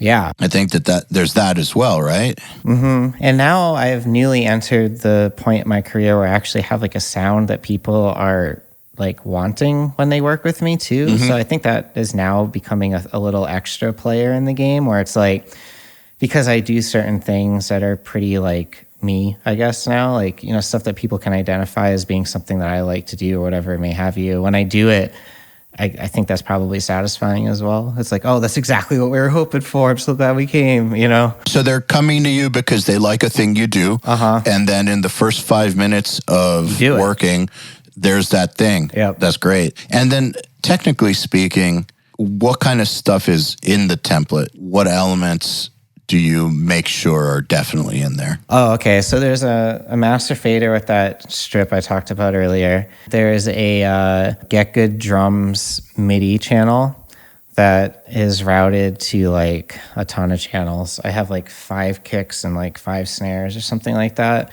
And toms, rooms, overheads, you know? But like, I just like... When you say like 5 kicks, it's like so that you can check out 5 different kicks for the same part just to see what you like? No, this is like another trial and error thing, but I have like all these different kick one shots that I like. I use the kick from their thing as the kick that you hear, I guess, like the one that you would identify as what you're hearing because it has the multi-samples. I use their kick in and their kick out, but then I have these other kick drums where I've like cut pieces of them out that I just think sound cool. Like they're a cool character that they provide, and just blend them in. And I just like been adding more and doing more stuff. Okay. You know, and so like they're all, so like every single channel goes out of contact into an aux that has slate trigger on it, and the MIDI's triggering slate trigger for all of them. So the only thing that I guess like the only thing you're hearing in its purest form from the plugin is the overheads in the rooms, but it's just very easy for me to use. I like the way they laid out the MIDI on there, so I'm just so used to it. I can program a crazy ass drum beat in like 2 seconds now because it's just like so familiar, you know. So you've got the drums not just routed for ease of use, but you've already got like certain sample blends that you very much like. And I'm assuming that just because it's that way at the beginning doesn't mean it's going to necessarily stay that way. But point being that right out the gate, you've got something that just sounds cool. Yeah. Actually, to that point, I rarely end up keeping the way the demos sound as even something you would associate with the final mix. I have this weird thing. Some people really like to mix all their records to sound like the same way, more or less. I'm the exact opposite. I think every single record I've ever mixed sounds totally different. The reason I wanted to point that out is because I don't want people to think that you're taking the same template into every band, pre-formed. Oh, yeah, no. Yeah. And like you get it, it sounds awesome, and then you work with it the way it is, and then that's what you end up with. No. And it's like you just have a great starting point that helps the work take place. Yeah. And then mixing is a whole other story. It is. And I think the biggest thing to clarify with that is that as much as I love the writing template that I have, there's a lack of unique character You know what I'm saying? So like, even though it sounds good, it's instant gratification. It's all that stuff you want, and it helps you be creative and inspires you. And because it has no time, there's no time needed to do anything and whatever. Like at the end of the day, the end product of it, I mean, it still sounds like there's fake drums, and it still sounds like I'm using amp sims that everyone else has, and et cetera, et cetera, et cetera. And not that there's anything wrong with that, because some things it sounds great for, and I think at least once kept a pretty close version of that, but most of the time... But the fact that you're even saying, I think at least once, says a lot. Yeah, but I mean, most of the time, like once you've gotten to the point where the songs are done and you've used all these different guitar tones, you know, like all these different ranges of gains and delays, and all the vocals are there and the drums are live, and then it's like, okay, like the record has taken on this identity, and I try to like let it, for lack of better words, I try to let it speak to me. Mm-hmm. What does this record feel like? Like, how should this sound based off of how I feel listening to it? Should it sound like this, or should it sound like this or that? You know what I mean? There's so many options. And a big part of our job is being able to be in touch with that intangible thing that I guess guides you into what it should sound like. Absolutely. Okay, cool. I'm glad we clarified that. All right, so that's the drums. What else is in this template? I have a MIDI bass. I should say that as far as MIDI goes, I am so ungodly fast at MIDI and Pro Tools. In fact, I would really go out and say I've never seen anyone faster than me in MIDI and Pro Tools in my life. And I've heard that from multiple people. I believe it. You know, interesting, you know, people talk shit about MIDI and Pro Tools, but doesn't sound like you have any issues. No, I mean, dude, I understand why they talk shit about it. I used to use Ableton. It's far better. But in my point of view, I'm not going to use something that like inconveniences me in other ways just for one small convenience. I'd rather just like, you know, figure out how to make it work for me the best I can. And I have. Yep. And it is what it is. You know, I just do a lot of holding Alt when I'm doing MIDI, and it's all good. It's like Alt and Command, you know, I just, whatever. You can do anything with that. But anyway, yeah, so I have a MIDI bass. So I have like a three channels of bass. I have this, the Inferno bass. It's a Dingwall sample, native instrument thing. And I use that as my bass guitar sound. And then I have a sub synth bass that's just literally cut at 100 hertz and down. So it's just rumble. It sounds so good though. And then I have this ultra wide, out of phase bass distortion synth that I put to. It kind of sounds like Muse in a way. It's kind of cool. And I use all three of those. Not a bad thing. Yeah. I use all three of those. And the synth thing that I use is like 30% of my guitar tone most of the time, because like it's ultra wide and it's up in there where the guitar is frequency wise. And it actually makes the guitarist go from sounding like this thing you're so familiar with, like that cabinet sound that like it's not really like perfect, but the imperfection makes it what it is and you like it. But then like you add like this crazy 3D kind of like perfect, like distorted synth, which it has so many of the same characteristics, but they're so different. Like it's weird. Like it doesn't have the crazy frequency spikes that happen in like 2K and 4K and stuff like that. And there's no whistling in it. It just sounds like this flat line of just signal with distortion out the ass. And the way that it like compresses when the distortion hits it just is so much different, because you're not compressing these huge signal spikes. It's like this really uniformed thing. Anyway, I just really like it. I put it up in there, and that's my bass. I have 2 channels of guitar. I actually use JST, Jason Richardson ones. Those are just like really Shout out Joey. And Jason Richardson. I got like a left and right of that. And then I'll just have a few channels for my Kemper. I actually like using my Kemper a lot, but I also have like a million profiles that are all like not what you get when you buy it and everything. So it's pretty subjective. Mm-hmm. Yeah. And then I have like a whole thing for vocals. And then like for programming stuff, I have like all these saved preset chains that start with, you know, like Omnisphere or Serum. I've been using this thing called Atom by eMastered lately, which is like it's funny. It's like supposed to be like these like Grammy award winning ready presets. And I was like, well, even if one's good, I'll try it. And like, there's a few in there that I like. So I was like, whatever. Cause like for me, it's like, if I can open a plugin and it makes something good for me in the first like minute, I'm happy. If it doesn't, I'll probably never open it again. So that's how I base it. And a lot of times I'll find more than just the first thing I find that makes me like it. You know what I mean? But like, if you can't impress me in a minute, I'm pretty much over it because there's just so many things, you know? Fair enough. By the way, on that topic, real quick, on if it can't impress you in a minute, I agree with that. I think that lots of things in writing and sound, designing and mixing and recording should be pretty fast. Yeah. In that, like, if it's not going in a good direction within the first few minutes, it's probably not going to go in a good direction at all. Yeah. So it doesn't mean it's the perfect final direction or the final sound, but if it's not good, like pretty quick, it's probably not going to be good at all. Yeah. But I mean, that's basically it. The template's just like drums that fucking push the air, like I was talking about already. The bass that sounds huge that I like, and then a bunch of guitar options. And then when programming gets involved, that's so specific to the project. I mean, I use things frequently that are the same as far as tonality goes, but like, you know, like I'm a huge resampling guy. I love taking splice samples and destroying them and then like making new things out of them. I do that a lot.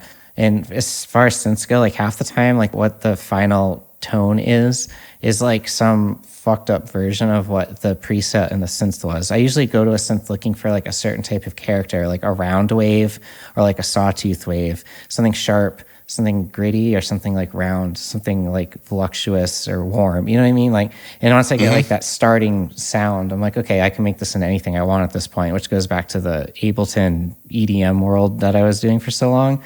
And like once you realize how you can manipulate the sounds, it doesn't matter. I don't care about presets anymore because I'm like, if I want this crazy wide stereo reverb synth sound, I can make it in like 2 seconds. It's just 3 plugins. It's not like rocket science once you start to understand it. You know what I mean? It's only not rocket science because you do understand it. Yeah. Well, okay. Yeah. But getting to that point, think about what it must be like to someone who doesn't know anything about it.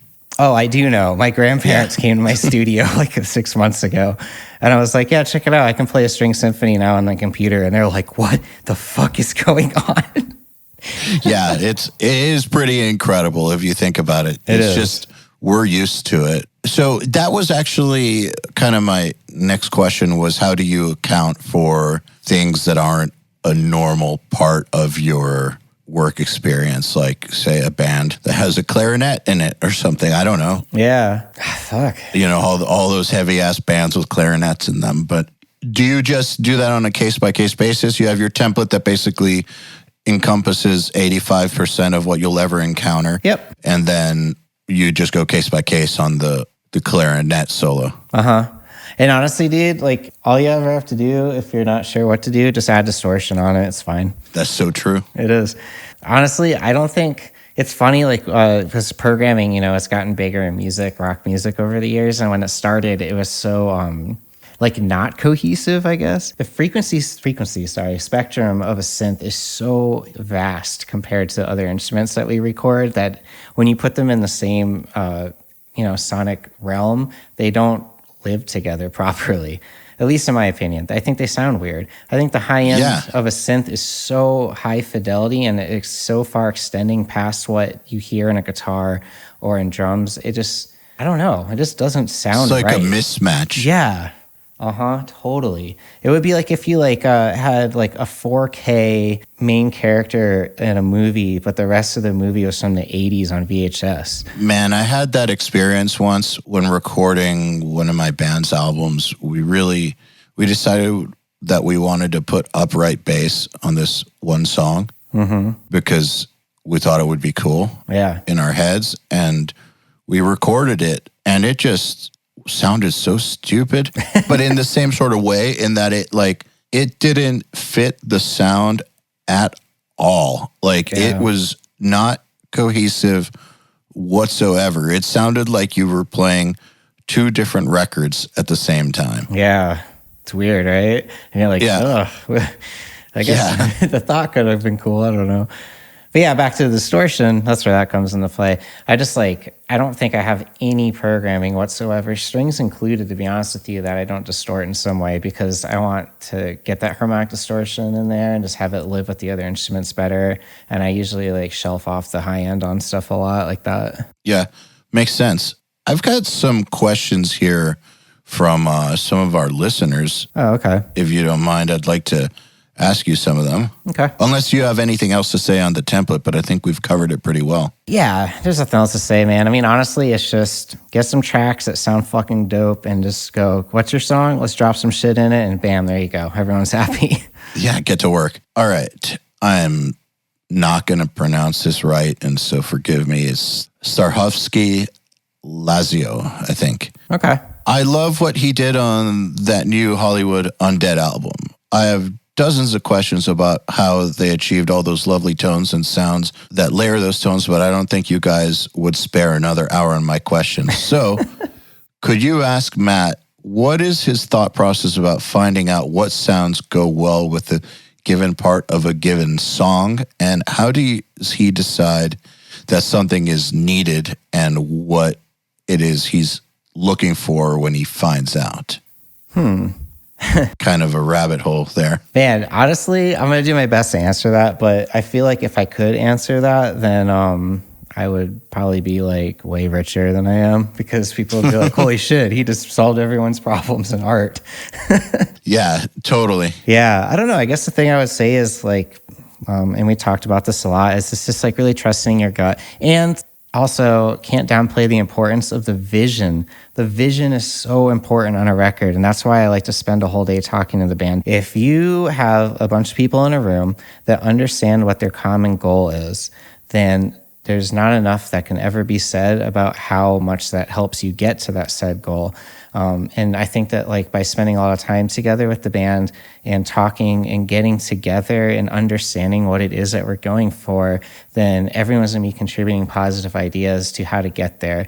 And I think like when you're talking about like how to choose what sounds go in what parts, that's a huge part of it, because if you have the vision, you're like, in that record, we're like, we want to marry hip hop and rock in a way that feels cohesive, not like we're just doing a genre mashup, but just like a genre of in and of itself. So it's like, we all knew what the goal was. We wanted to write these heavy, energetic songs that had these hip hop vibes in them. So like by choosing sounds, it's like, okay, well, like if we're in this verse, like what's a cool, dirty hip hop sound we can use that will, you know, flatter everything else going on, or contrast the part right before or after. I love contrasting tones. So I mean, sometimes it's that too. That's probably the best I can answer that. That makes sense. It's a hard, there's no final answer on that. Right. Like he's kind of asking you, how do you make art? Right, yeah. In a way. It's kind of like the whole thing that you are paid for as a producer is knowing when it sounds right. And that is one of the most crucial skills. And if you could verbally, kind of like we were talking about verbal communication of a musical idea, if you could verbally communicate that, it wouldn't be such a tough job to get great at. You know, actually, I take what I said back earlier. I don't think I would have a job if I could explain that to people, because there would be no purpose for what I do anymore. Agreed. So, all right, question from Scott Bennett. He actually has two questions. So Start with the first one. What was your goal when you started working on the latest Sleeping with Sirens? That album felt very intentional and stood out to me. I actually didn't have a goal. I was making the Hollywood Undead record in LA, and I've known Kellen forever. And he came in, he was like, hey man, what are you doing here? Because they were both managed by Madden at the time, and it's in Burbank, and there's a studio there. So I was just like working on edits, and he was like, man, what are you doing tonight? And I was like, oh, nothing. And he was like, let's write a song. So we wrote this song, and it's this song called, I don't know what they actually called it on the record, but it was called Bastard Son at the time. Does that happen to you a lot where you know all the working titles, but you don't actually know any of the real titles? Yeah. Okay. The real song's called Bloodlines. It's incredibly dark and it's pretty heavy. I mean, the only intention was he just told me, he was like, yeah, we just want to do something different. We want to do something darker, something heavier. We went super pop on the last record. It wasn't for us. And I've always loved what you've done and your stuff. So let's just try and fuck around and write a song. It started off incredibly innocent. We made the song. Everyone loved it. So they brought me in to do a few more songs. I think I did 4 or 5 on the record. So, yeah, I mean, the only intention was just like the same as always. It was just trying to understand what it is the artist wants, what they're looking for, and try and deliver that in the best way that I can and make something that we're all very proud of and stoked about. Great answer. All right. His second question was, the new Dragged Under feels familiar and yet new at the same time when it comes to rock and metal. How did the process go for finding the sound for the record when it came to mixing? And how much of it was Hiram's amazing tracking and production? Okay, so Jagged Under. Love that band. Those are great guys. Shout out to Ryan, Bruce. Yeah. I talk to that guy like every day. I love him. He's great. They just came through Atlanta, and I didn't know. And I said, I wish that I had known you were coming through Atlanta so that I could have texted you an excuse for why I'm not coming to the show. But I was kidding. I would have actually gone to say hi. Yeah. That was fun. Hiram is my friend. He also lives in Arizona. He recorded and produced that record. He asked me to mix it because we're buddies and he likes what I do, I guess. So, but that was interesting. That mix was fun because the drums and the bass were MIDI and the guitars are DI. So more or less, I got to make it whatever I wanted, really. Usually a mix isn't really that open-ended. You know what I mean? Like that, usually there's like more to go off of, I suppose. But it was actually in that case really cool because that band for me gave me this feeling when I listened to the songs of like, when I hear this, all I want is for it to feel like it's just ripping my face off. So I tried to intentionally go to make everything sound the most like chaotically organized and pissed off, but also like, I don't know, like not soothing, but like accessible, maybe. I don't know how else to explain it. Like I wanted it to feel like it was like ripping your face off while hugging you at the same time. So I really did my best to do that. Like I feel like the tones are very aggressive, but also same thing as earlier. I can play it so fucking loud and it still sounds like held together. So that's always my goal with that stuff. But I'm glad that he likes it because it's a great record. They're doing very well. Yeah, absolutely. I'm very happy for them. Me too. They've paid quite the dues, especially with the previous incarnation. And anyways, here's one from Mason York. Do you feel when recording that getting a good source tone is you or your studio/equipment? If you feel like it's your equipment, what piece of gear makes a noticeable difference for you? And I will add to that question and say, what do you think is the most important element in getting a good source tone? I think that's pretty dependent on the instrument. So like if we're talking about drums, I think the player is just as important as the mics and the pre's. And then you're going to talk about the room. That's another huge factor. This is kind of one of those things where like there's like this whole list of things that need to come together to get the right tone for it to sound the way that I think that you're probably imagining it should sound. But with drums, I say it's 50% player because, I mean, dude, if I mic up agree. Yeah, if I mic up a kit with $100,000 of pre's and compressors and you go in there and you suck, it's not going to sound good. It just is what it is. I mean, there's no getting around it. Guitar, it's a little bit more lenient, but it's still a lot of the player. It's still the right hand. Oh my God, if your right hand isn't right, you can play in time. It still doesn't sound that great. It just is what it is. Like, I never bullshit people about this kind of stuff. Like, there are plenty of people I've recorded that are great live players because live isn't under a microscope. It doesn't sound the same. And they're great. They can play in time. You can't even fucking tell what's going on live. Right. But then when you get in the studio, it's like, man, if you don't know how to pick in a way to like your strings aren't consistently bending out of tune, or if you press your frets so fucking hard that everything's sharp all the time, that sucks. It doesn't sound good. It doesn't sound professional. It makes everything sound like it's wobbling when you're listening to the song, and it drives me insane. So, I mean, the player's important there too, but the guitar is such a huge element. And, after that, I think guitar is a lot easier to get. The drums are so far above and beyond guitar.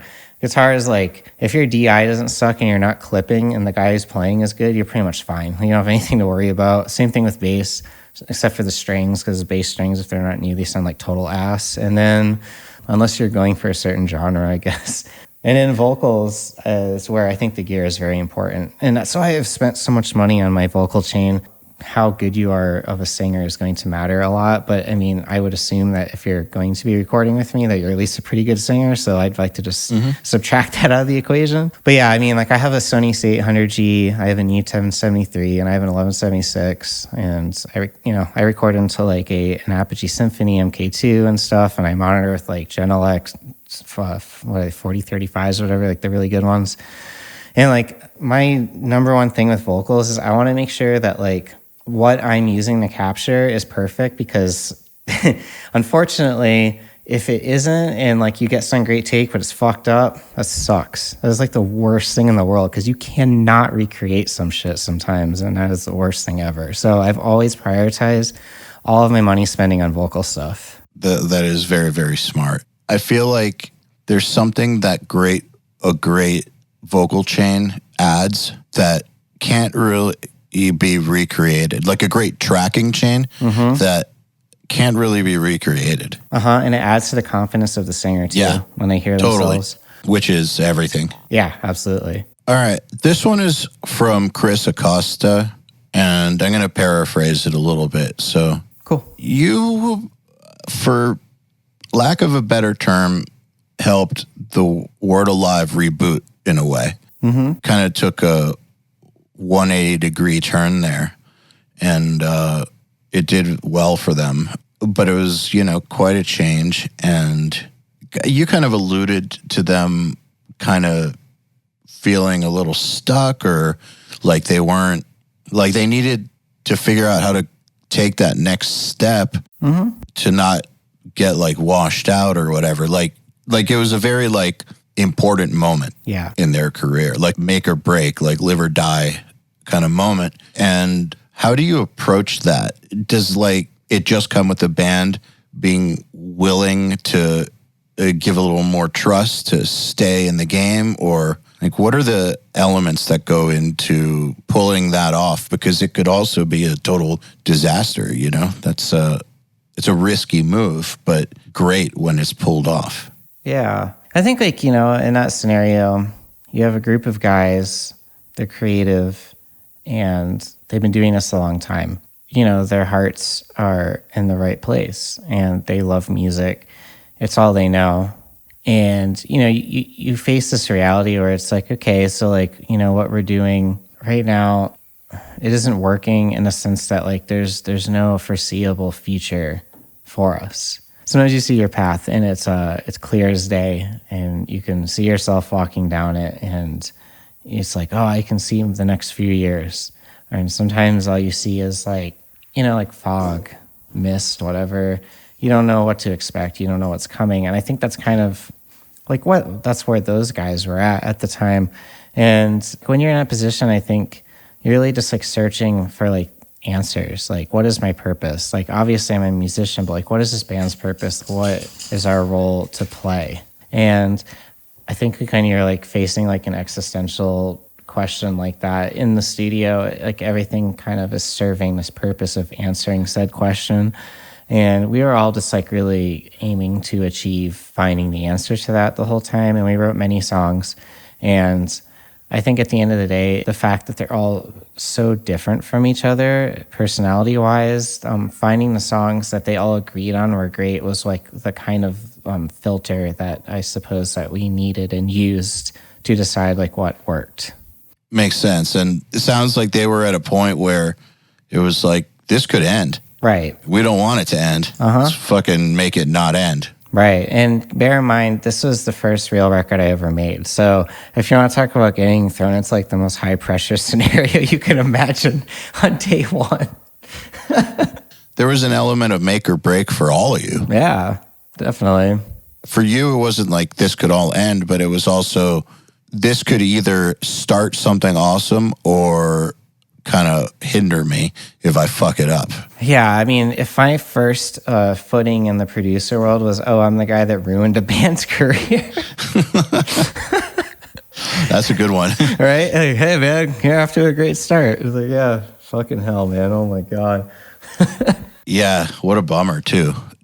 I think that what's key to note is that the band was a partner in this. Like, yeah, they wanted to make that change. It's not just like you manipulated them into it. Oh, no, definitely not. Yeah. Well, sometimes when a band takes a 180 turn and it doesn't work out, a lot of people blame the producer. Right, yeah. The producer brainwashed them. I've heard that before. I've heard that too, but man, I don't buy it because I know how records are made. Everyone is on a kick and either it works or it doesn't. Yeah, I mean, there are definitely people that are more aggressive about their opinion being the only right opinion. I do know that for a fact. Yes, this is true. And see, and then you get in these these possibilities where like personalities come into play. Some people are more susceptible to opinion than others. And, you know, a lot of weird dynamics can happen in that scenario. I don't know. There's a lot of things there. But at the end of the day, like, I know for sure I've never pressured a band to do anything other than what they've wanted. In fact, sometimes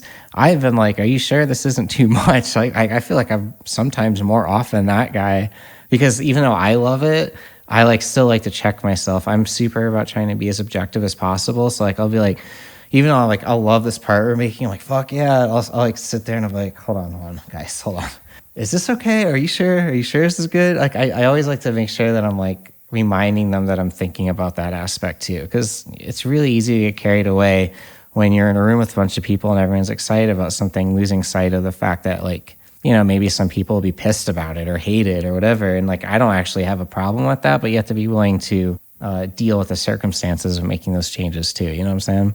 Well, there's a responsibility here that's beyond just the music, especially when you're dealing with bands that have a career. Yeah. You've got their future in your hands. Not just their future, but around every band, there's a circle of people that orbit the band. Like, there's their families. Yep. There's their team. There's the label.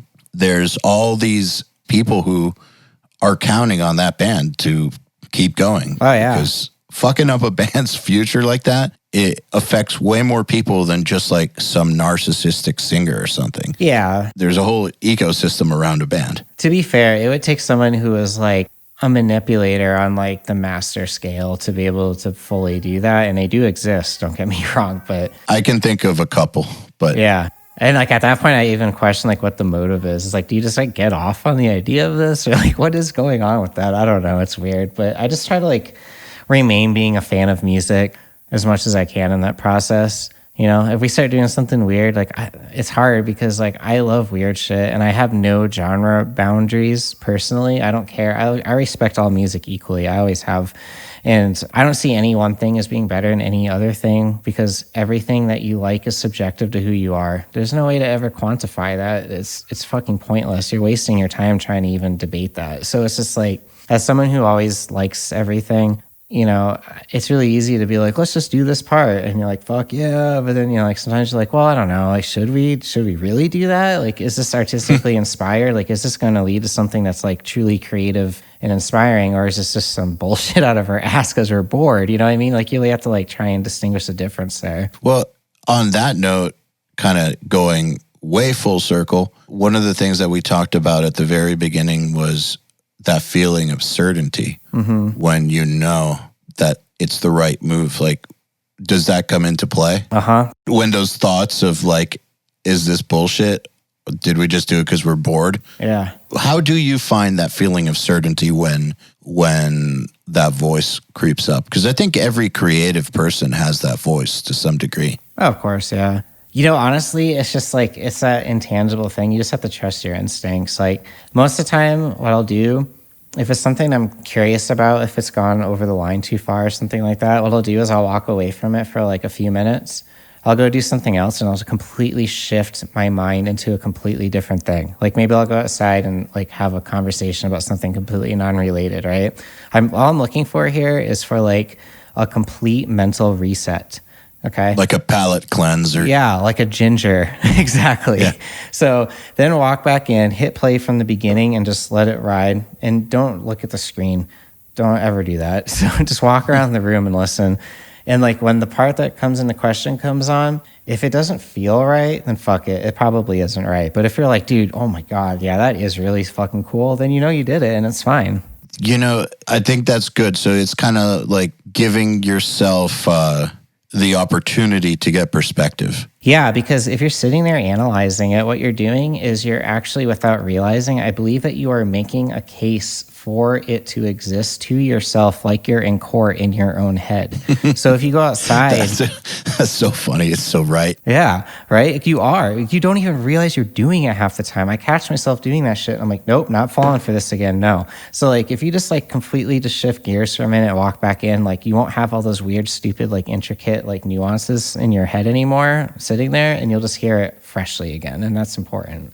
Man, that is one of the best ways I have ever heard that phenomenon described. And it's so interesting to me because I think people don't realize when they're doing it. Dude, I don't realize when I'm doing it half the time because it's like you put yourself in it's almost like a trance. Like you go into this trance where you're talking to yourself about this thing and one thought leads to another, and you really like convince yourself of something. Yeah. It's crazy. Like it is, and you may not even realize that you're doing it half the time or more or at all. Yeah, or at all.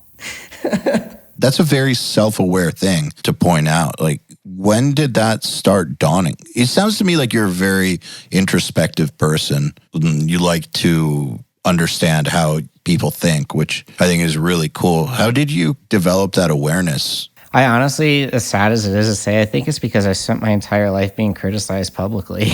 Like, you know what I mean? Like, yeah, I do know what you mean, actually. So it's like, if you do something and you perceive it this one way, and then you watch this huge group of people perceive it an entirely different way, and then like as you watch this cause and effect happen and play out in real time in front of you, I don't know, I guess over time you just start to realize things like I was just talking about. You're like, okay, well, maybe I built this up in my own head to be cooler than it really was. Or maybe, I could have done this differently or that differently because I didn't realize when I made X that people would have interpreted it as Y. Like, here's a great example, actually, and this actually has nothing to do with me, but when Asking Alexandria released The Violence, the song we'd been working on, they made this huge movie music video for it. It was super long. And it was cool. So the zombie one? Yeah. It was like this not full-length movie. It was like a mini movie. So like they showed it to me. Certainly a full-length music video. Yeah, exactly. Yeah. So they showed it to me, and I, as being someone who had heard the song as many times as I had, watched the video already having the song as a part of my life. Do you understand what I'm saying? Yes. I'm already familiar with it. It's already like quantifiable in my head. I get everything about it. In some ways, that probably means that the video didn't have as much of an effect on you as it could have. Well, yeah, I mean, there's that. And then there's also the fact that when I watched the video, all I watched was a video. I didn't think about the song that much. And I watched the video for what it was, and I was like, that was a fun video, guys. I like the old school horror part of it, et cetera, et cetera, et cetera. Didn't think about anything past that. So anyway, flash forward a few weeks, the video comes out, and one of the things that people didn't like about the video is that the song abruptly stops multiple times throughout the video. I never even considered the fact that the song had never been heard by the people that are going to be watching the video for the first time. So like if you're enjoying the song and then it just stops and you're like watching this video, you're like, what the fuck just happened? Where's the song? And it's hard to get into the groove of the song. So that's a bad first impression. That's a perfect example of the kind of thing I'm talking about though, because and it's not my job to, so I don't feel bad about it, but, it didn't occur to me. So, like, you do something and you think of it one way, and then it comes out, and then it has a different effect than what you planned on. And I think as you observe that happening over and over and over again, it leads you to be more self-aware, to try and make better choices in that regard, and try and remain as objective as possible, thinking about different outcomes, just different scenarios, and, like, why they're important and how they could affect what it is that you're trying to portray with what you're doing, because that's obviously the most important part. If people don't understand you and they don't understand your intention and what you're trying to make, that sucks because it means it's all been in vain in a way, This is the reason that I always tell people, I strongly believe this, that you need to release stuff often. And that's the only way that you're going to really, really start to evolve. And I mean this as far as like if someone wants to do anything like a podcast or a YouTube channel or a band or become a mixer, whatever it is, start making that thing and finishing songs, episodes, videos, whatever, putting them up and dealing with the consequences. Don't wait until everything's perfect. Yeah. I find a lot of people are afraid to take that step of putting things into the world or really like getting them done because they want everything to line up perfectly. It's got to be good enough. And that's really, I think that's just an excuse to not get judged. But there's something that happens when you're getting judged in public that it wakes up a part of you that you can't wake up otherwise. And I think it's the same sort of thing as when soldiers talk about doing drills, like room clearing drills or training exercises.